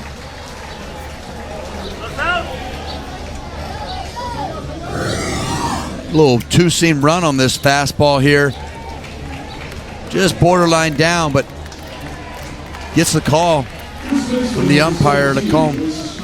Well, and I think it's a lesson for all these pitchers. If you're paying attention today, all I got to do is have it be in the neighborhood, and I'm going to get some calls. And we've talked about those shadows. They're only getting tougher as they creep out towards the mound. Well, Moises Concha had a very impressive swing and doubled in his first at-bat. He's saying 4. Does he want to walk him? We're going to intentionally walk this guy? I think he's running it. Castillo is literally making the decision himself. He's not waiting for a word. And he's going to be insistent. Coach. What are we doing? Yep, okay. Guess who wins? I love that guy wins. Yep, we got a new manager for the Team Mexico. An intentional walk. Moises Concho shaking his head over at first base. I don't think he was going to throw a pitch. He's like, nope. He's looking at the dugout like, what are we waiting on? Guess who's coming up? Here we go. Now we're talking. This is great baseball. You want personality against personality? This is the matchup for you. Well, first, before we do any dances or wiggles or weird stances, if Yasiel Puig is watching, we got to get our shoelaces tied. That's right. Davis Ordonez, who has become a star. And we'll see. Davies is going to get all the equipment ready. Chicken Little digging in. Here we go. You can hear the buzz. Who's watching in the locker room? I mean, his bat is in the other batter's box. Yep. And Davies can't believe it. Well, if you get down to that crouch. Hey, Angel Castilla didn't phase him one bit. He poured it in there. We got a little stare down. We got a smile. We got the mean face on the mound. Bases loaded. 2 outs. And Ordonez swings and misses. Man, Castillo, that was strike 2, and he's pumped up. He's fired up. Boy, he is the competition. If he gets strike 3. Here's a stare down. Oh, try that on me. Oh, my goodness. Ooh, boy. This kid. If he strikes him out here, I don't know what's going to happen. Let's see. Ordonez waiting. The 0-2. Almost hit him. Davies got out of the way. I think his coach is saying, how about leaning into one? I don't ever blame a hitter for getting out of the way. No. 1-2. 1-2. Oh, yeah. We got what we want. 1-2 pitch. Got him. And the touch of home plate for out number 3. Castillo didn't know if he could celebrate yet. So maybe it's a little muted. A big hard fist pump and a little dance for the coaches. Talk, deservedly so, of fun and great sportsmanship. The intensity level in this game has been taken up a few notches. 6-3 Mexico. There's a lot on the line here. The team that loses this game goes home is eliminated. These kids want to win. I mean, they're competing. They know each other's dances. They know each other's antics, and they're competing, and they're not messing around out here on the mound. On this field, they're all serious. And there's one kid in particular who does not want his Little League World Series to end, and that is Angel Castillo. He's got more to offer to this Little League World Series, that's for sure. So Jonathan Rangel, who's done an excellent job since coming in as the pitcher for Venezuela. Strike one on the outside corner as we start the fourth inning, 6-3.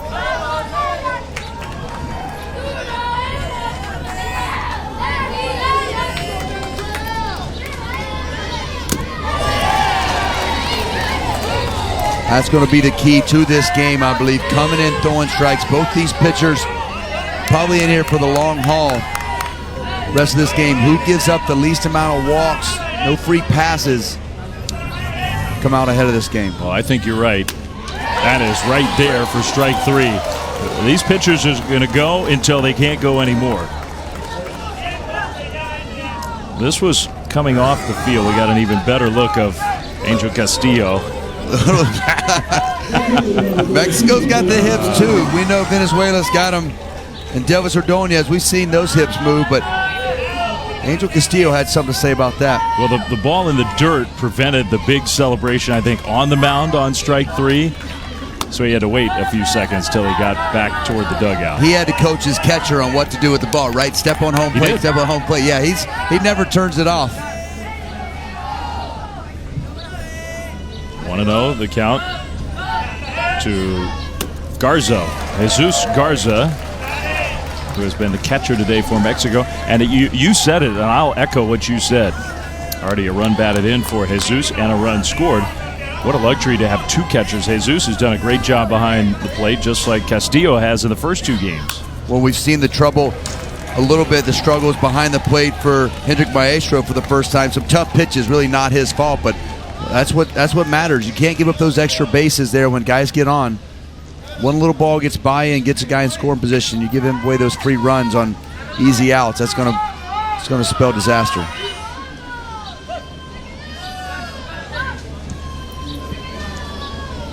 1-2.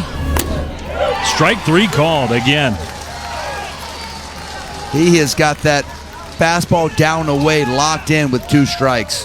The Little League Grow the Game Grant Initiative has distributed over $4 million to local Little League programs. Facility repairs, improvement, expanding, establishing softball challenger division, urban initiative programs, all kinds of good stuff. For more info, visit littleleague.org/growthegame. 6-3, 2 outs, nobody on here in the top of the fourth. Jonathan Rangel has calmed this game down for Venezuela, and he's giving them a chance to come from behind today. Whether they can or not, we'll see. But this little guy has just done a great job. There was chaos on the mound in the first couple innings. A lot of wild pitches, a lot of balls that weren't even competitive pitches. So many walks early on in this game. Mexico, a lot of free passes they had, especially there in the second inning when they scored their most runs. Ball. That one goes to the backstop. It's 1-1. Sebastian Sauceda, favorite part of Little League, hitting and also being with my buds. Hitting never gets old. That's always fun until you get to the big league level and you got my swing. And you're facing. Then you're like, oh no, yeah, you're facing Randy Johnson and a gazillion guys throwing 100. Raldis Chapman. 2-1 the count. Sauceda is the third place hitter. Angel Castillo would hit next, and he's had a great swing today. Sebastian has struck out twice.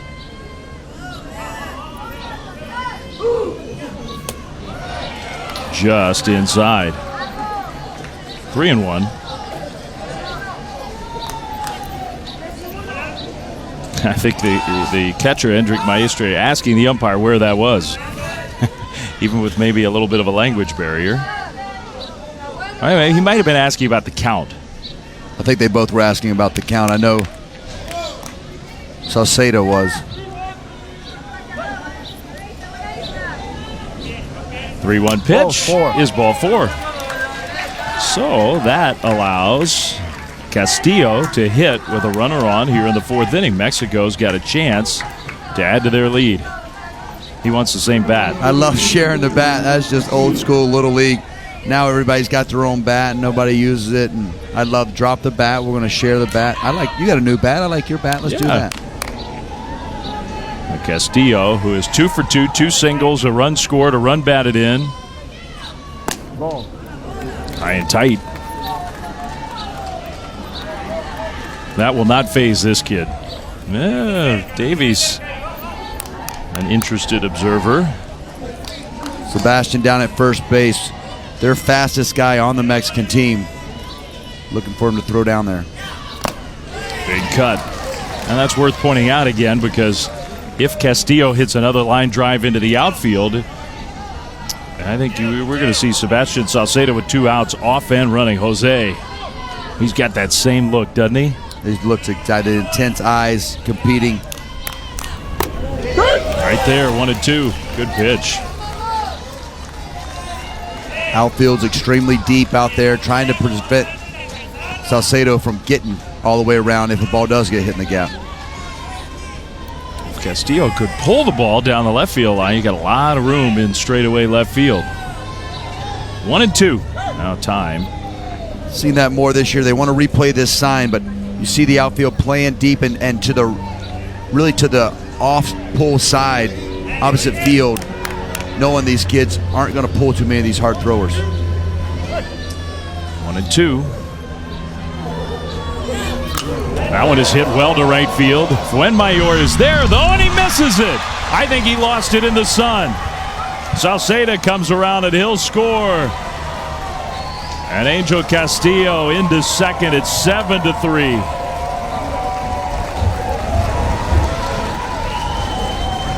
Well, he gets a hit, and I think he deserves one. He hit it hard. And Fuenmayor got there, but I think the sun was a factor. Fuenmayor had this ball sized up perfectly and just misses his glove. You see here, right in line with it, and just loses track of it as it comes down in the sun. Dad loves it, wants it to be a homer. Sees him cheering. I think we get another shake here. He's trying to get his dugout's attention. He gave a little shake to the dugout again. He was fired up. Angel Castillo, he has been the MVP of this game and of this Mexico team. Yes, he has. He'll get a double high five. And they'll use a runner for Angel, so he'll get back in the dugout. Look right at the camera. That was right. That was, hey, I'm on TV. And you know what? I mean, I'm not saying there's a message in that with what Venezuela did the other day, but maybe there's a little message in that. I tell you what, these kids are locked in and watching these games. Carlos Moreno is the special pinch runner, so now Angel can get ready to pitch again.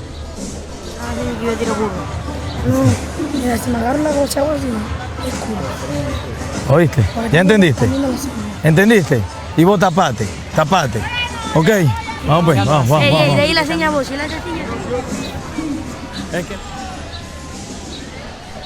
Well, probably just a moment to make sure Jonathan Rangel, he made a pretty good pitch. It was hit hard, but without the ball being lost in the sun, that would have been out number 3. No damage done. I actually love that visit. Coming out, you've been throwing the ball great. Jonathan's been filling up the strike zone, and a ball really that normally gets caught except for the sun. Tough play, just refocus here. Don't give up any more runs. You can even see the shadow on his face, how bright the sun is up above heading into right field. That is a big factor right now. Santiago Leja.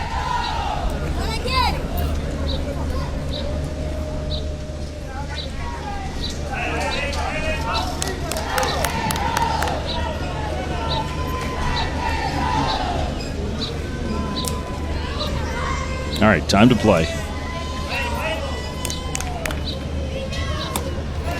Good fastball, strike 1.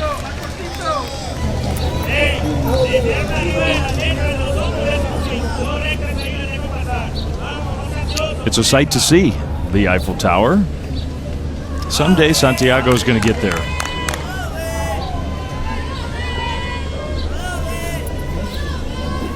Way outside, no chance for Maestre, the catcher. That will move the pinch runner to third. You talked about it, Dave. The breaking ball really just hasn't worked for either group. Just keep that fastball. And I believe Jonathan Rangel just looked in the dugout and told the coach, let me call my own game. Let me got it. I got it. He knows what he's feeling. He's really been in command out there. I love how these kids are taking charge here, the Little League World Series. They know themselves. I think you're right. 1-1, and a good fastball again, popped foul. He looked in and pointed at his chest and said, I got this. Let me stay. I know what I'm feeling. I know what I've got command on. He's been dotting that down and away fastball, especially with 2 strikes for a lot of strikeouts. Look, he's gotten 2 already just this inning. And 3 of the 4 have been looking on fastballs away. Easily could be 0 runs. He's throwing the ball great. Well, that one goes high into the backstop. He'll cover the tag. He is out.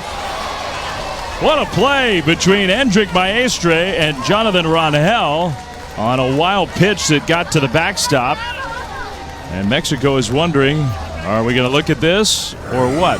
Got a nice bounce off there. Nice flip from Maestro. Sliding in the catcher. Does he get the tag fast enough? It looks like his foot blocks the plate. I think you're right. I think he's out. I think he is. Umpire's all over that play, right on top of it. So they are going to challenge, which you understand. That's a run. Does that foot kick up? I think that foot is up over the plate, and he gets the tag before the back foot gets to home plate. Home plate umpire right on top of the play. Good call. Good mustache. So that foot blocks it. I think it comes up. And then he tags. I think he's out. Home plate is flat. It's different from the other bases, and it happens a lot. It happens a lot, even in the big leagues. They're reteaching that slide at home plate now to point that toe, get that toe down, try to keep it on the ground, because when you get on your butt, that front leg wants to kick up. Nice job, nice play there by Jonathan Rangel to get that tag down and really slide in there and block the plate a little bit with that front leg. I think that call is going to stay. I think that was a good call. So we do have video replay here on plays like that, force outs, tags like this one. A missed base you can review, hit batters, you can review that. Unlimited if you're successful, but you lose your ability to challenge if you have 2 unsuccessful challenges in a game. All right, let's get the call. This is a big one, obviously. And the call is out. And Matthew Lacombe's having a good game. The umpire behind home plate. We'll go to the bottom of the 4th, 7-3 Mexico. Can I nominate the face of the Little League World Series 2019 for this kid? He is just something else. I'm all in. And the fact that he is such a good ball player, too. Angel Castillo for the team from Guadalupe, Mexico. Adrian Salcedo will pinch hit for Venezuela. We're in the bottom of the 4th. And Venezuela's got work to do to keep their championship hopes alive. An elimination game and a strike from Castillo, who got a huge strikeout. I believe it was the catcher we fell in love last year was from Puerto Rico. Yeah. Yep. Something about those catchers who just America falls in love with. Oh, gosh. You couldn't even get it out of your mouth. You couldn't even get the sentence out. Oh, man, I'm so full of it today. Yep. Sorry. Yeah, good you put that qualifier on there. Today. 1-1 the count. There's something about a catcher, and these catchers in Williamsport are the leaders of these teams. They really are. They really are. I mean, the energy, we see them so much, but blocking balls, we've talked about it all day today. And just that infectious energy from Castillo, it resonates about this group and this team. Oh, we can't put the rosin on the ball. So they're going to toss that baseball out.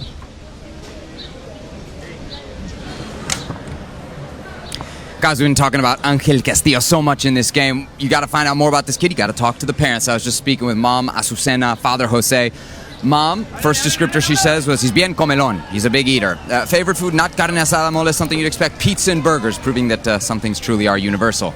Dad used the word tranquilo, or calm, to describe his son while not playing ball, but the word perro, or dog, to describe his son on the diamond. We've seen plenty of that intensity, I think, so far here today. One other note from Angel's dad. This is his quote, lo que quiere, lo logra.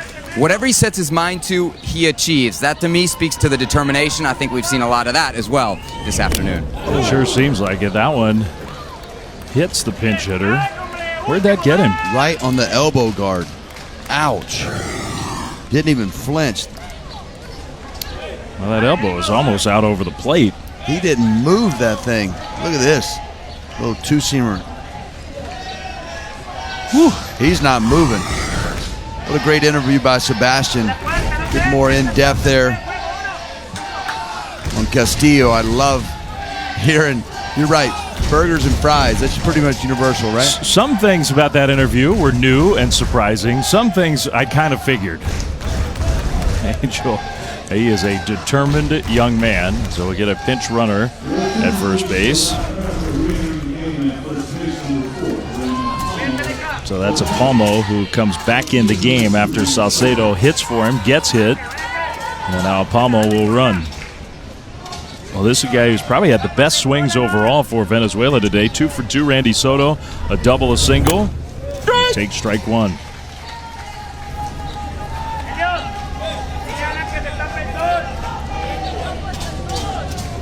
He is a guy who admires good catching. Salvador Perez, the role model. Randy Soto. Talking about a guy that's infectious smile and energy. Baseball has missed him this year. Yeah, really has. It really has. He's from a catching standpoint too, and watching him throw the baseball and how big he is behind the plate, just his receiving skills for me. Love Sal Perez. 1-1 to Randy Soto. He bounces that one toward third. It's a foul ball.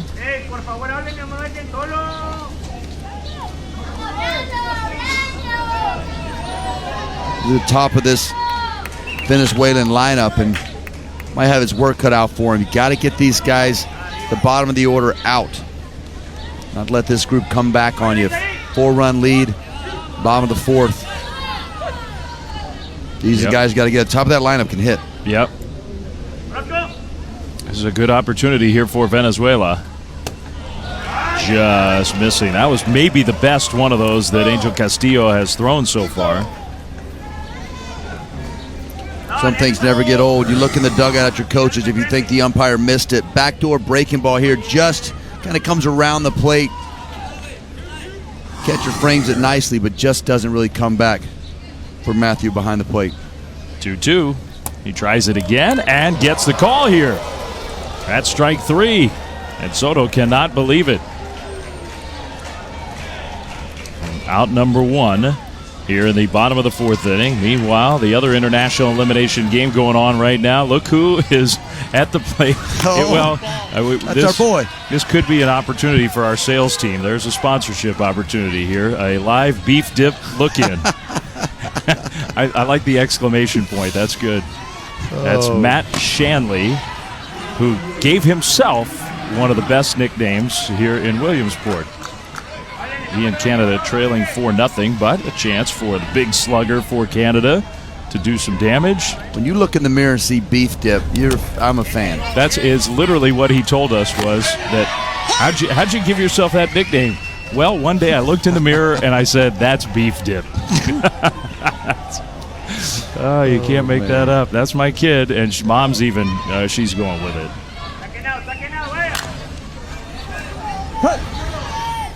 Yeah, you can't buck the beef dip nickname once it's given to you, mom or dad. Jonathan Rangel hitting here against Angel Castillo. Now ball hit foul off to the left. We can't go away from beef dip, though, even if he's got to walk that off a little bit.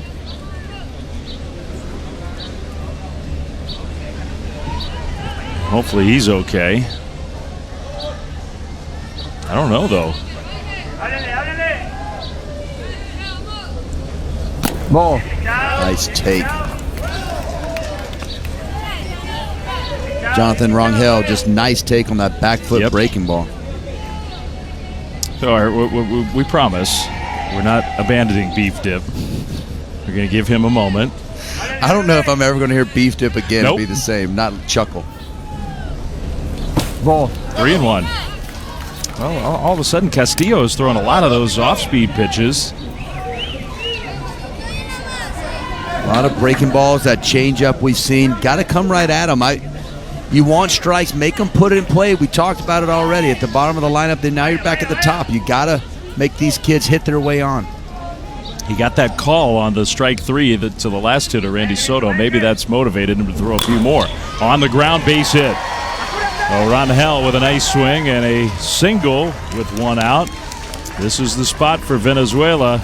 Their big hitter coming up, and the big hitter for Canada is good to go. He's going to step back in the batter's box.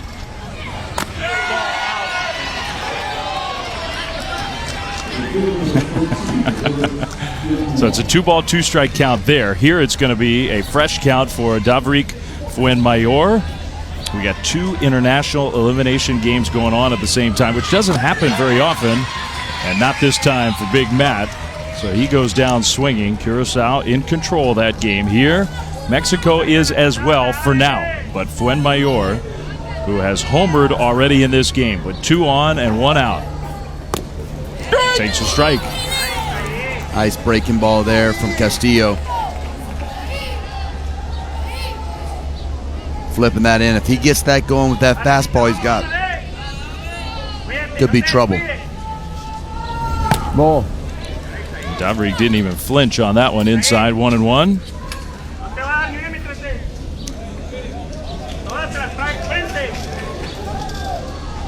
His home run went to right center field. It was an impressive swing. Great chance here for Venezuela in the bottom of the 4th inning. That one is fouled off. He, I think, almost had the timing of that breaking ball. This was back in the 1st inning. Oh, man, this is what you want to teach here. The bringing the hands in, he pulls them in nicely to right center, but the big, long finish on that swing, big, tall leverage. That ball got out of here in a hurry. So now having to hit from behind in the count 1-2. Castillo throws and he hit him with a breaking ball. Dave, I think you might be right. Just getting a little off-speed happy here late in the game. You've got to lead. Pitch with your fastball. Down and away is the hardest pitch to hit. 2 breaking balls there, 1 for strike, and then finds one, tries to throw a better one, and just hits him. Now we've got bases loaded, 1 out, and Venezuela's got action.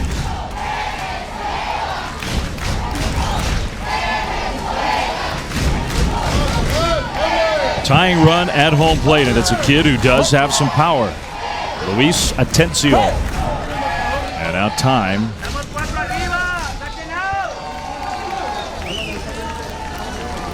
Coaches love this kid. This is the type of things that come through. The German Shepherd guard dog locked in. On the inside for strike 1. There's that fastball. Yep. And when both pitchers have veered away from that pitch, that's when trouble has come.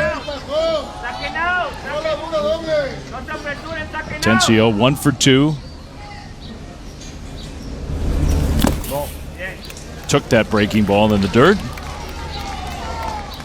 The other thing about the breaking pitch, with only 1 out and you got the bases loaded, ball gets by the catcher. Likely would score a run for Venezuela. They're down 4 here in the 4th inning.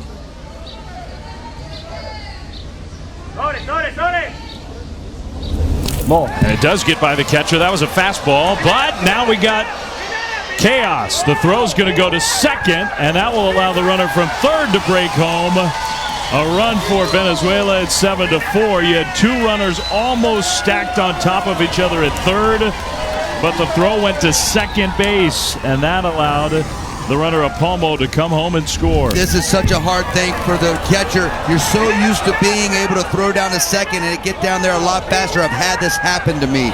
When you're that deep behind home plate, it takes the ball so long to get there. Runners can advance really easy. You're right. I mean, he's 20 feet farther away from second than usual. Your brain doesn't tell you that.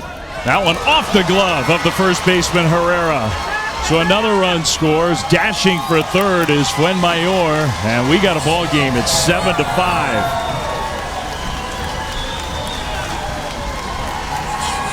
We worked on that one a little bit, didn't we? We did. That's the one you did. They've been doing that in the dorm up there at the Grove. Just off the glove at Herrera at first base.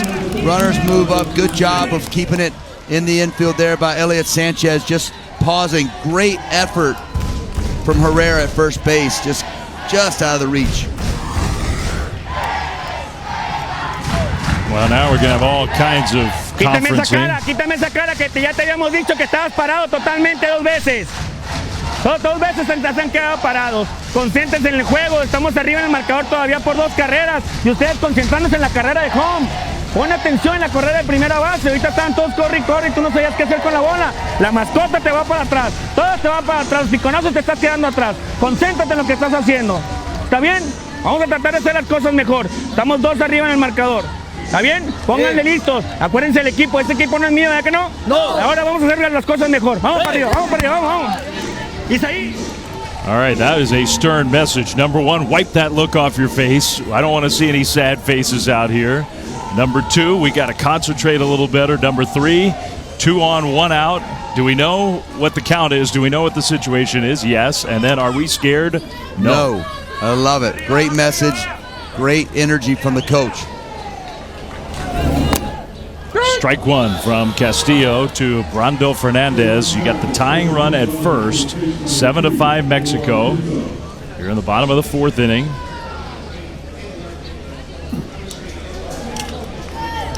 And another pinch runner, Pinto, is in at first base. That's that tying run, so a little extra speed.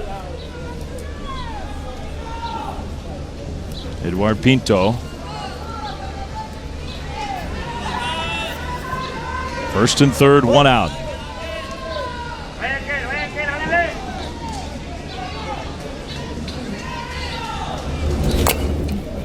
Brando Fernandez chops one foul at home plate. Count is 0-2.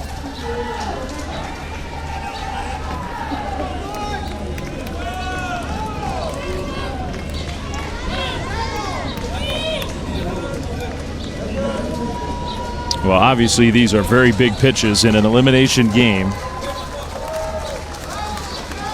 Jesus Garza makes his way back behind home plate. Sometimes these kids, they aren't big. Catcher's equipment makes it hard to move. Fits one of the guys, not the other. 0-2. Castillo on the mound. And it's taking so long to get the sign from the dugout to the catcher. The hitter's getting impatient. Communication and rhythm is so important in this game. 0-2. Ball. That one a ball, and Pinto breaking for second steals the bag. So now the tying run is at second base. Brando Fernandez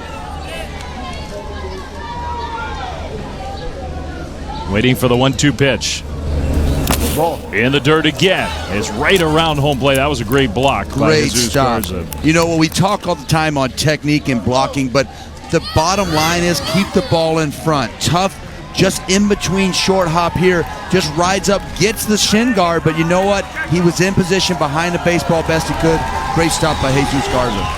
Doesn't matter what body part blocks it. Keep it around home plate. We could talk technique all day long. I tell kids, just knock the ball down. That's your job. 2-2.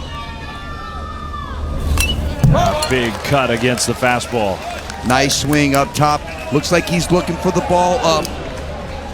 Brando Fernandez takes a nice hack at that fastball up. That's where that breaking ball, if it's going to be a strike, has to start off of. It's just been down, and he's done a good job of laying off of it.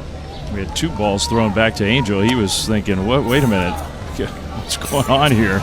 The umpire and the catcher right at the same time. Everybody's okay. Still 2-2.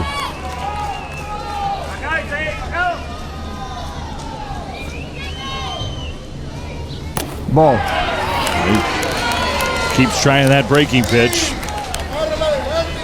There's one message I would send to kids at this level is like, have fastball command down away. If you've got that, you can pitch in any moment, and the breaking ball is going to get better. And that never stops. So let's see what he throws here. 3-2, big pitch in this game. Struck him out swinging. That was a big pitch. 3-2, and hasn't had the feel of that breaking ball to start that breaking ball down and away, right off that fastball plane.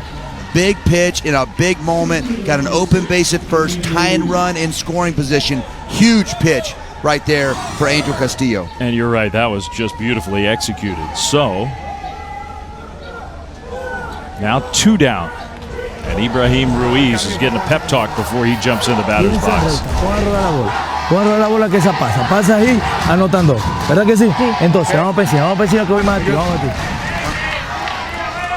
And I think the message really was, we got to get the ball put in play. Yeah, that's so important, especially with runners in score position. Put the pressure back on the defense. Make them field the ball and play catch. Put it in play, you got a chance to tie the game. Hey, he had a really good cut. Good fastball there. I think it's getting to that point where it's hard to pick up the ball. You see Ibrahim Ruiz a little bit late on that ball. It's hard when those shadows coming out of that bright backdrop coming into your shadows where you're hitting. Here's the 0-1. And that hits him. So a breaking ball that was not thrown quite as well. That will load the bases up again. And this time, Angel Castillo can't hold the 4 fingers up and say, let's walk Moises Cancho. That's what he did last time. He's going to have to try to get him out here in the biggest situation, biggest moment here for Mexico and Venezuela. Isn't this interesting how Castillo, he made the call himself. I've never seen it here at the Little League World Series. He wanted to put Cancho aboard and go after the next guy. This time, he comes up an inning later with the bases loaded.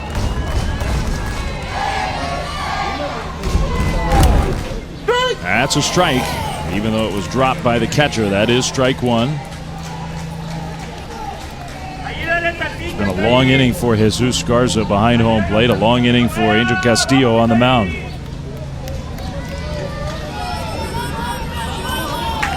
.33 pitches this inning alone. Sometimes those new gloves behind the plate, that ball just pops out a little bit. Looks like he's got one of those. Yeah. 0-2. Not quite broken in yet. He's filling it up, the fastball. Got nowhere to put him. This is the program he should have had all inning long. Really pouring it in there, putting the pressure, be aggressive towards hitters.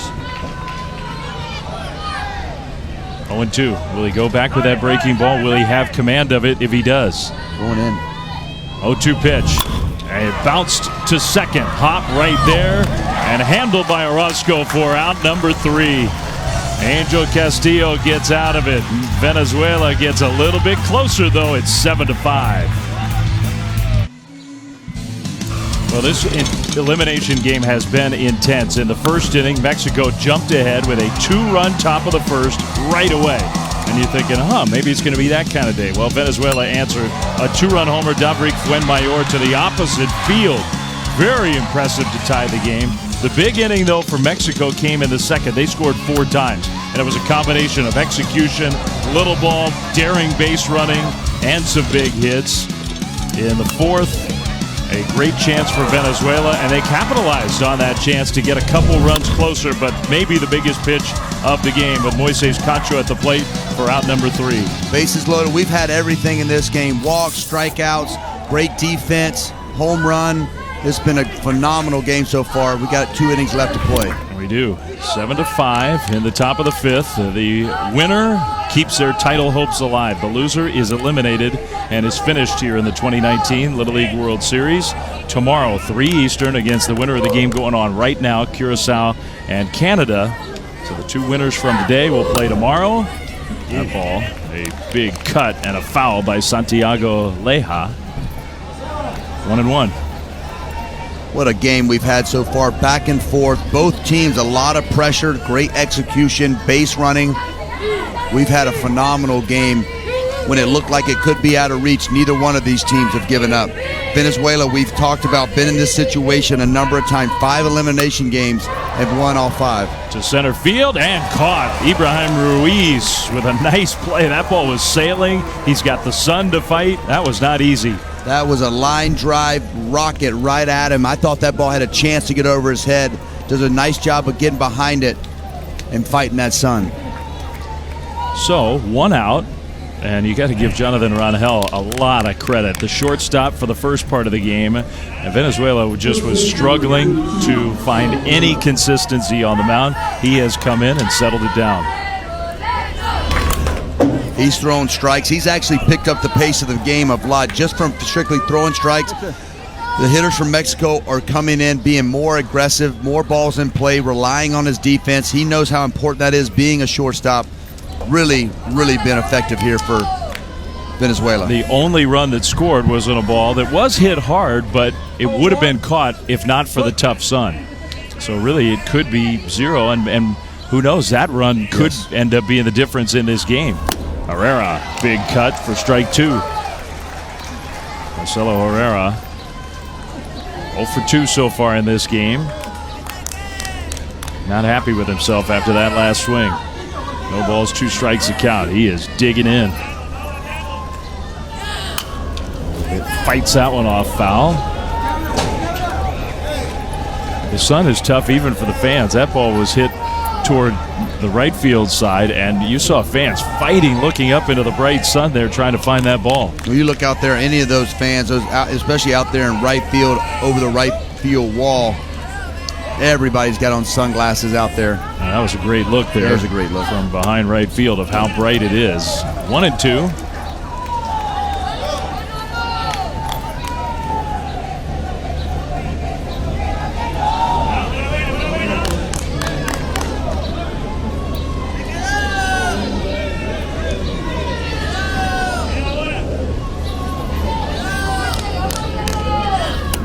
Did he go? Yes, he did. That's strike 3. That's the same pitch that you have talked about that this kid has just mastered. He does a phenomenal job. That's just that glove side 2-seam fastball. Comes back, really a big league pitch, starting it off the plate, down the way. Tough one to lay off of and a tough one to hit. He has locked it in. Jonathan Rangel really executing that pitch as good as you could ask. So 2 outs here in the top of the 5th. And Daniel Orozco comes up for his second at bat. Ball 1.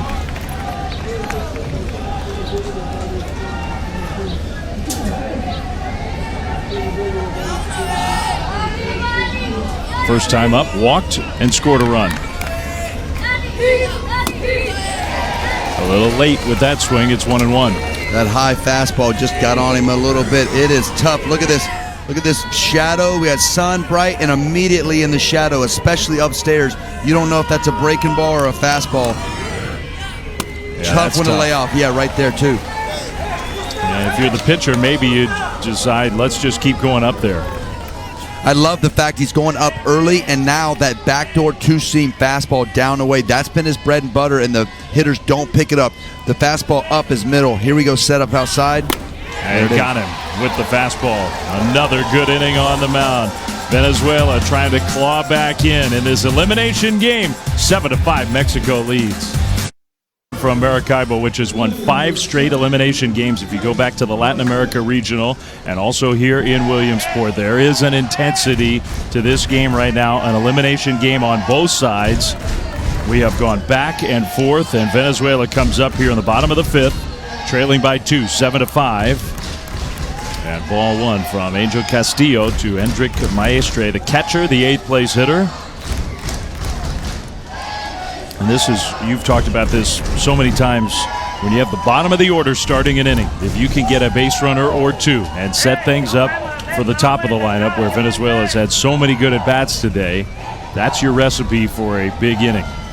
The successful teams you watch and look around, that leadoff guy getting on is so important, especially at the bottom of this order. Like you said, Dave, coming up, you've got Eric and Angel Reina and the big boppers in the 3 and 4 hole. I mean, you've got the boys coming up. Got to get on base here. Down 2, running out of outs.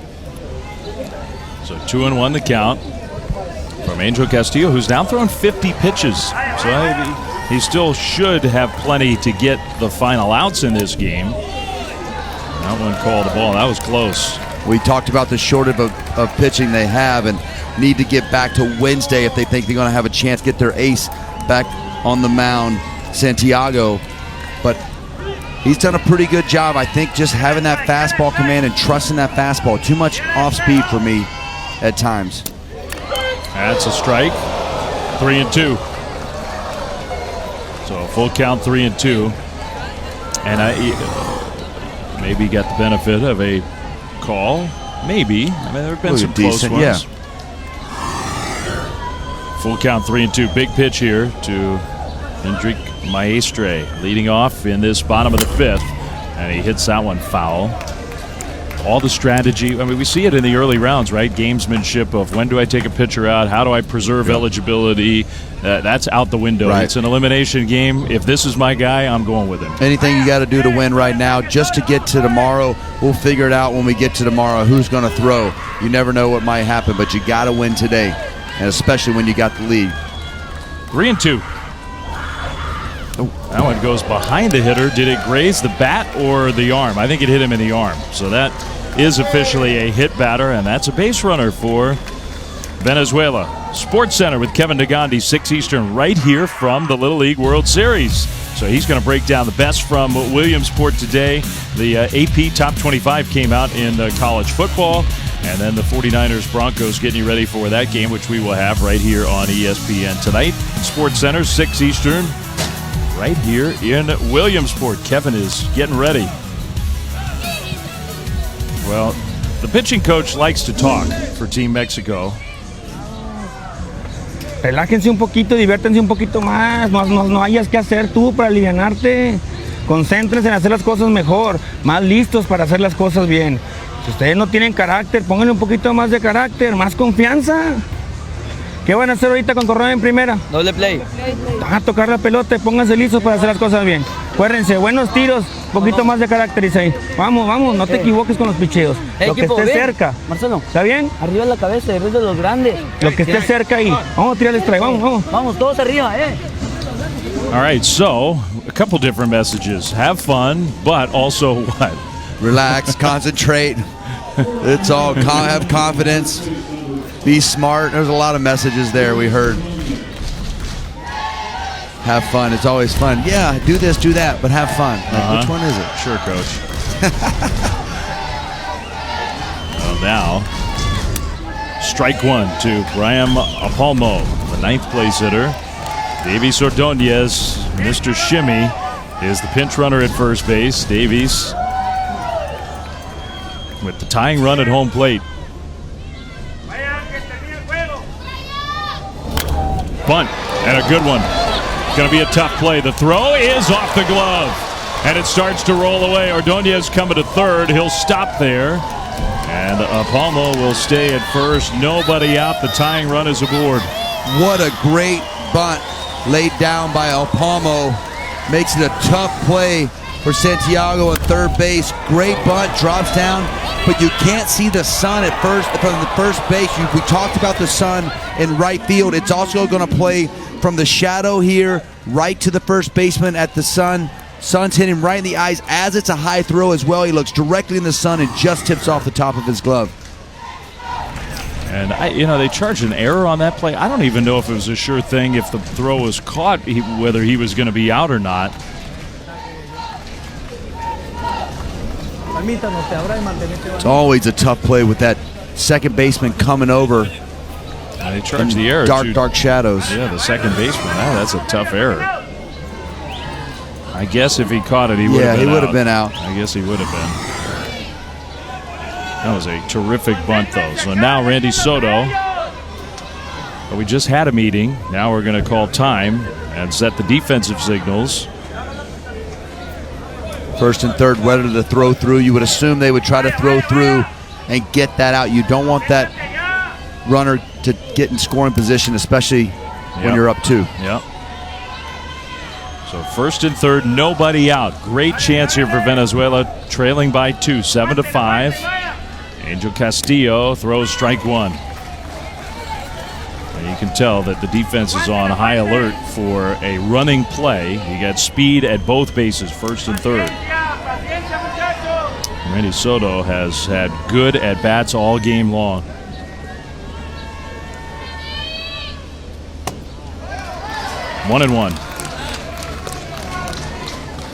The reason I brought up the pitch count, not necessarily because, okay, does he have enough pitches to get through the end of this game? More like, at some point, could there be some fatigue that sets in? Right. That's another thing, especially when you're not one of the main pitchers and pitch that much. That one bounced and gloved at third. Nice play to get the out at second. A run comes in to score. That was beautifully done by Leija and Orozco. It's a one-run game, and Davies is doing his thing. Great play by Santiago at third base. First of all, ball hit to his glove side. Tough off the left-handed hitter's bat, reaches out, slides, and a nice throw, and really nicely handled at second base by Daniel Orozco. Tough throw at the belt. Very nice play to get that lead runner. But we got ourselves a ball game. One-run lead, runner at first, and Jonathan Rangel, who is really the reason that Venezuela still has a chance. His pitching today in relief has given Venezuela this opportunity to come from behind. He's been the guy. Him and Randy Soto, like you said, some nice swings today, but coming off a base hit, his last at bat. 0-1 to count to the left-handed hitter. And he hits that one back to Castillo, who has to hesitate. They'll get the out there. That was a good job not to make a mistake. The double pump there, I thought, spelled disaster. Nice job of gathering yourself and waiting on your second baseman to get to second base. Ball comes back to him. He's such a great athlete. You know right what he wants to do with the baseball, but he double pumps and doesn't tap his glove. Nice job on the mound by Angel Castillo. It's so hard. You have to think when you're 12 years old on this stage, in this ballpark, in a one-run game, in an elimination game, to trust that your fielder is going to get there, to throw ahead of the fielder. And not even on this stage, on any stage. We see it all the time at the college level, at the big league level. It is tough. Those guys are moving targets, and pitchers aren't used to turning and throwing that direction. So, tying run at first, 2 outs. And now the big power hitter for Venezuela at the plate. Huge moment in this tournament for both teams. A breaking ball, I think it hit him. Davrik is trying to sell that, and he does get hit. There's good and bad in that, right? Maybe your best hitter gets the bat taken out of his hands, but the tying run is in scoring position. It definitely hit him. Definitely got him there. He tried to get out of the way of that breaking ball. Just really, Angel Castillo has not had command of that breaking ball. He's been at his best when he's pumping that fastball in there. So now perhaps a base hit away from tying this game at the bottom of the 5th. All right, he tried it again, and you're right. Now a throw behind the runner at second. But if you're Jonathan Rangel, you cannot get picked off. You cannot. We saw it happen over on the U.S. side 2 days ago. Back pick from the catcher just like that was impressive. 2 on, 2 out. 1-run game. And a ball inside with a fastball. 2-0 to Luis Atencio. Luis looks really calm in the plate. The moment is big, but he looks nice and poised with this big at bat on the line here in the 5th. The error easily could have been a hit, and he grounds that one off the glove and through into right field. Rangel will score the tying run, and now the throw goes over Castillo, and that will put Venezuela ahead.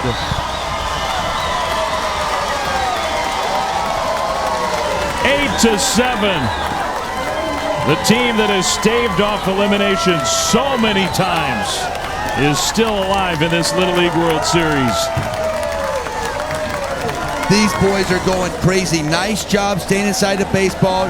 Hit it to right, tough play, laid out the first baseman Herrera, but tough decision here for Alan Gutierrez. Tries to throw it in, just too much on the throw to the center of the field, and everybody's around the bases. Disaster, and pumped up for Venezuela. An extra run at second.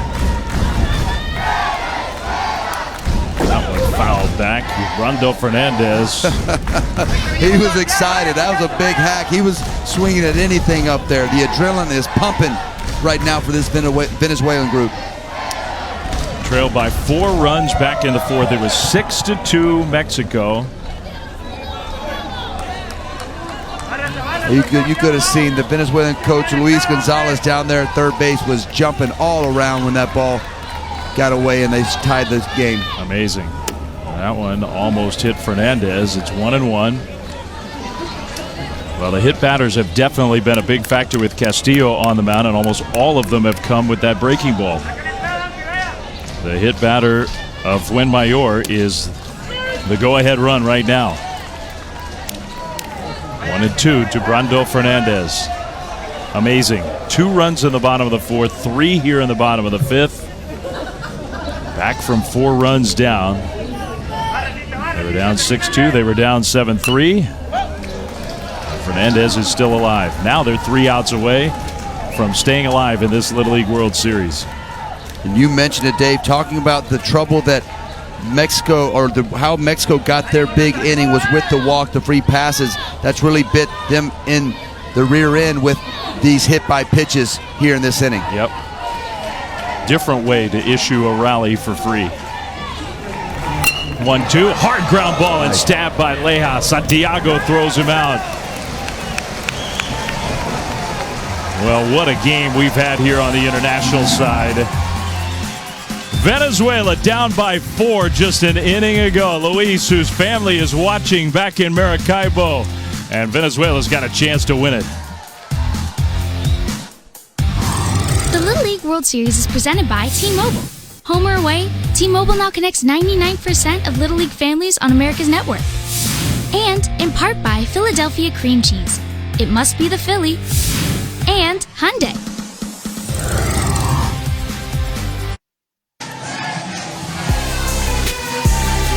What an incredible game here on the international side. Mexico and Venezuela right from the start, and I mean that literally, from the first hitter of the game, have just gone at it. And we've had celebrations, we've had big emotion, we've had disappointment, we've had intensity. Comeback kids, this Venezuelan team, for me, these kids know how to stave off elimination. They are with the league going ahead the top of the 6th. Yeah, really remarkable. Welcome back to the Little League World Series on ESPN, presented by T-Mobile on this gorgeous Williamsport day. We have had arguably the game of the tournament so far. Venezuela, as Rossi just mentioned it, 5 straight elimination game wins between Williamsport and back in the Latin American Regional, and now 3 outs away from another one. Top of the 6th, leading 8-7. And the kid who has saved this game for Venezuela on the mound, trying to finish it out. Jonathan Rangel been coming in and really punching tickets. First inning in, 2 of 3. Second inning, 2 of 3. Really only giving up a fly ball that got lost in the sun. The only run he's given up after a 2-out walk. And then last inning, striking out 2 of the 3 batters. He has been their MVP this game. A kid that's kept them in the game and given them a chance to come back. Absolutely. Just a great job by Jonathan. So now the count 0-2 to Carlos Moreno, Mexico, which had the 4-run lead 2 different times in this game. And a good swing by Carlos. It's still 0-2. And remember that play at the plate in the 4th inning. Ball got by the catcher, Hendrik Maestro, and Jonathan Rangel came in, slid in at that tag, tagged that base runner sliding into home plate. A great play by the pitcher and catcher that really kept them in the ball game and got them out of that inning. It's true. So that part of the difference, part of the reason why Venezuela's got the lead, that one got the umpire. And Hendrik Maestre checking to make sure that Matthew is okay. No, just when you look like that, just shrug it off. He's had a great game. He has had a great game behind home plate. And he's from Quebec. He's probably hockey. He's probably really tough. Hockey tough. I think that's true. So it's 1-2. A target outside. And a pitch right there for strike 3 call. Venezuela is 2 outs away. Can you imagine right now what it's like in those living rooms with moms and dads and siblings? They're dancing, they're cheering, and they keep seeing this fastball painted down and away. This one runs back over middle, but that short arm, nice delivery, smooth, easy motion. Little Mariano Rivera-esque. Just makes it look easy. I like it. So 1 out. And here's Emiliano Ondarza. Mexico needs a base runner. moving the outfield over. They want to take a little bit of a pause. Yeah. Get the defense set up. Ibrahim Ruiz, he went to about 6 different spots there. He's finally found where his coaches want him in center field. Up and away. Can Jonathan Rangel dig deep and get these final 2 outs? What a performance by a kid who did not start, wasn't the second pitcher in, has come in and saved this game. Ball. Wow, close. 1-1. I think a little pep talk from his catcher. I think what we've noticed really for Jonathan, the only struggles he's had is against the left-handed hitters. He doesn't quite have the control on that arm side. He got that run that just runs away from him. When there's a right-handed hitter in there, it gives you that extension, that little visual that you don't want to hit the batter, and you get out in front a little bit more. Yeah, interesting. I think you're right about that. So it's 2-0. 2 outs away, Venezuela is from keeping their Little League World Series championship hopes alive. They have come from 4 runs behind. That is a strike. Darza ran up like he might bunt. I think he was going to take a pitch. Yeah, just trying to be a little distractive there, trying to get on base, trying to get base runners, making sure Jonathan Rangel is going to throw strikes. That one is on the ground to short. Gobbled up there. The throw is right there. Apalmo makes the play. Remember, you got your regular shortstop on the mound, and Brian Apalmo comes up with a big play. I love how low he stayed to the ground right there. That ball is a typical ball. You want to get early. Had plenty of time to get to it early, stay down and threw it for out number 2, and Venezuela is 1 out away to moving on. A 1-run elimination game in the last inning. 1 out away. And Elliot Sanchez going to try to keep this game going for Mexico. Can Jonathan Rangel finish it off? His first pitch to Sanchez is a good one. That's his bread and butter. Down away that fastball. We haven't seen a lot of breaking balls from Rangel. Really done a good job of just locating the fastball. It's tough to hit, especially with these shadows. The 0-1. That one is fouled off. Mexico's down to their final strike, and Jonathan, he knows it. He wants the crowd into it. He wants them pumped up. He wants to feel that energy here for this last strike. Can you imagine a team here without their parents because of all the problems in Venezuela, on their own?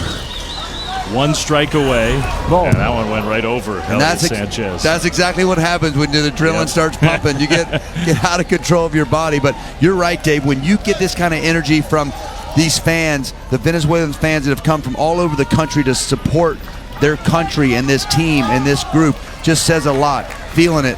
These players are really excited and pumped up. It's a cool story, but still an out to get. 1-2 to Elliot Sanchez. And he got him. Strike 3 swinging. Venezuela, a 6th consecutive elimination game win. And an inspirational performance here today to end the title hopes of Mexico and stay alive in the Little League World Series.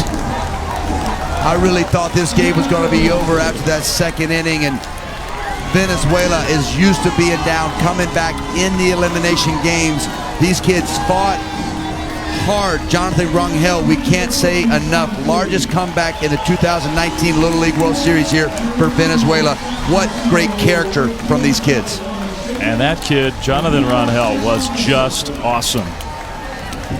I mean, coming in from shortstop, like you said, 3rd pitcher they used today, and just said, I've got us, boys. Give them a chance to fight back. That's all you need when you're on offense. You need just some zeros put up. Let us have some good at-bats.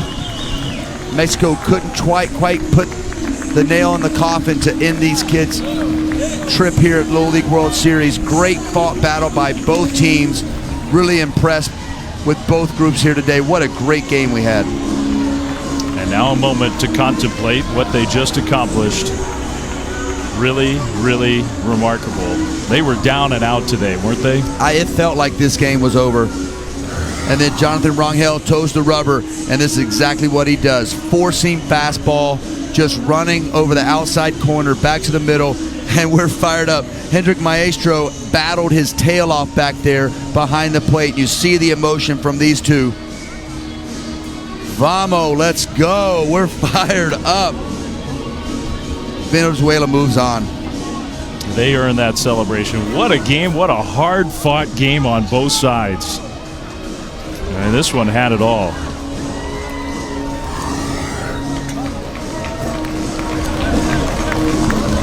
Appreciative of all the support that they are getting. I'm sure thinking about their families back home. But they get to play at least one more here in Williamsport. So, our final score here from Williamsport. Venezuela comes from behind again, and they beat Mexico 8-7. For David Ross, Dave Fleming saying so long. What great theater. We're going to come back with more after this, but it's time for SportsCenter right now.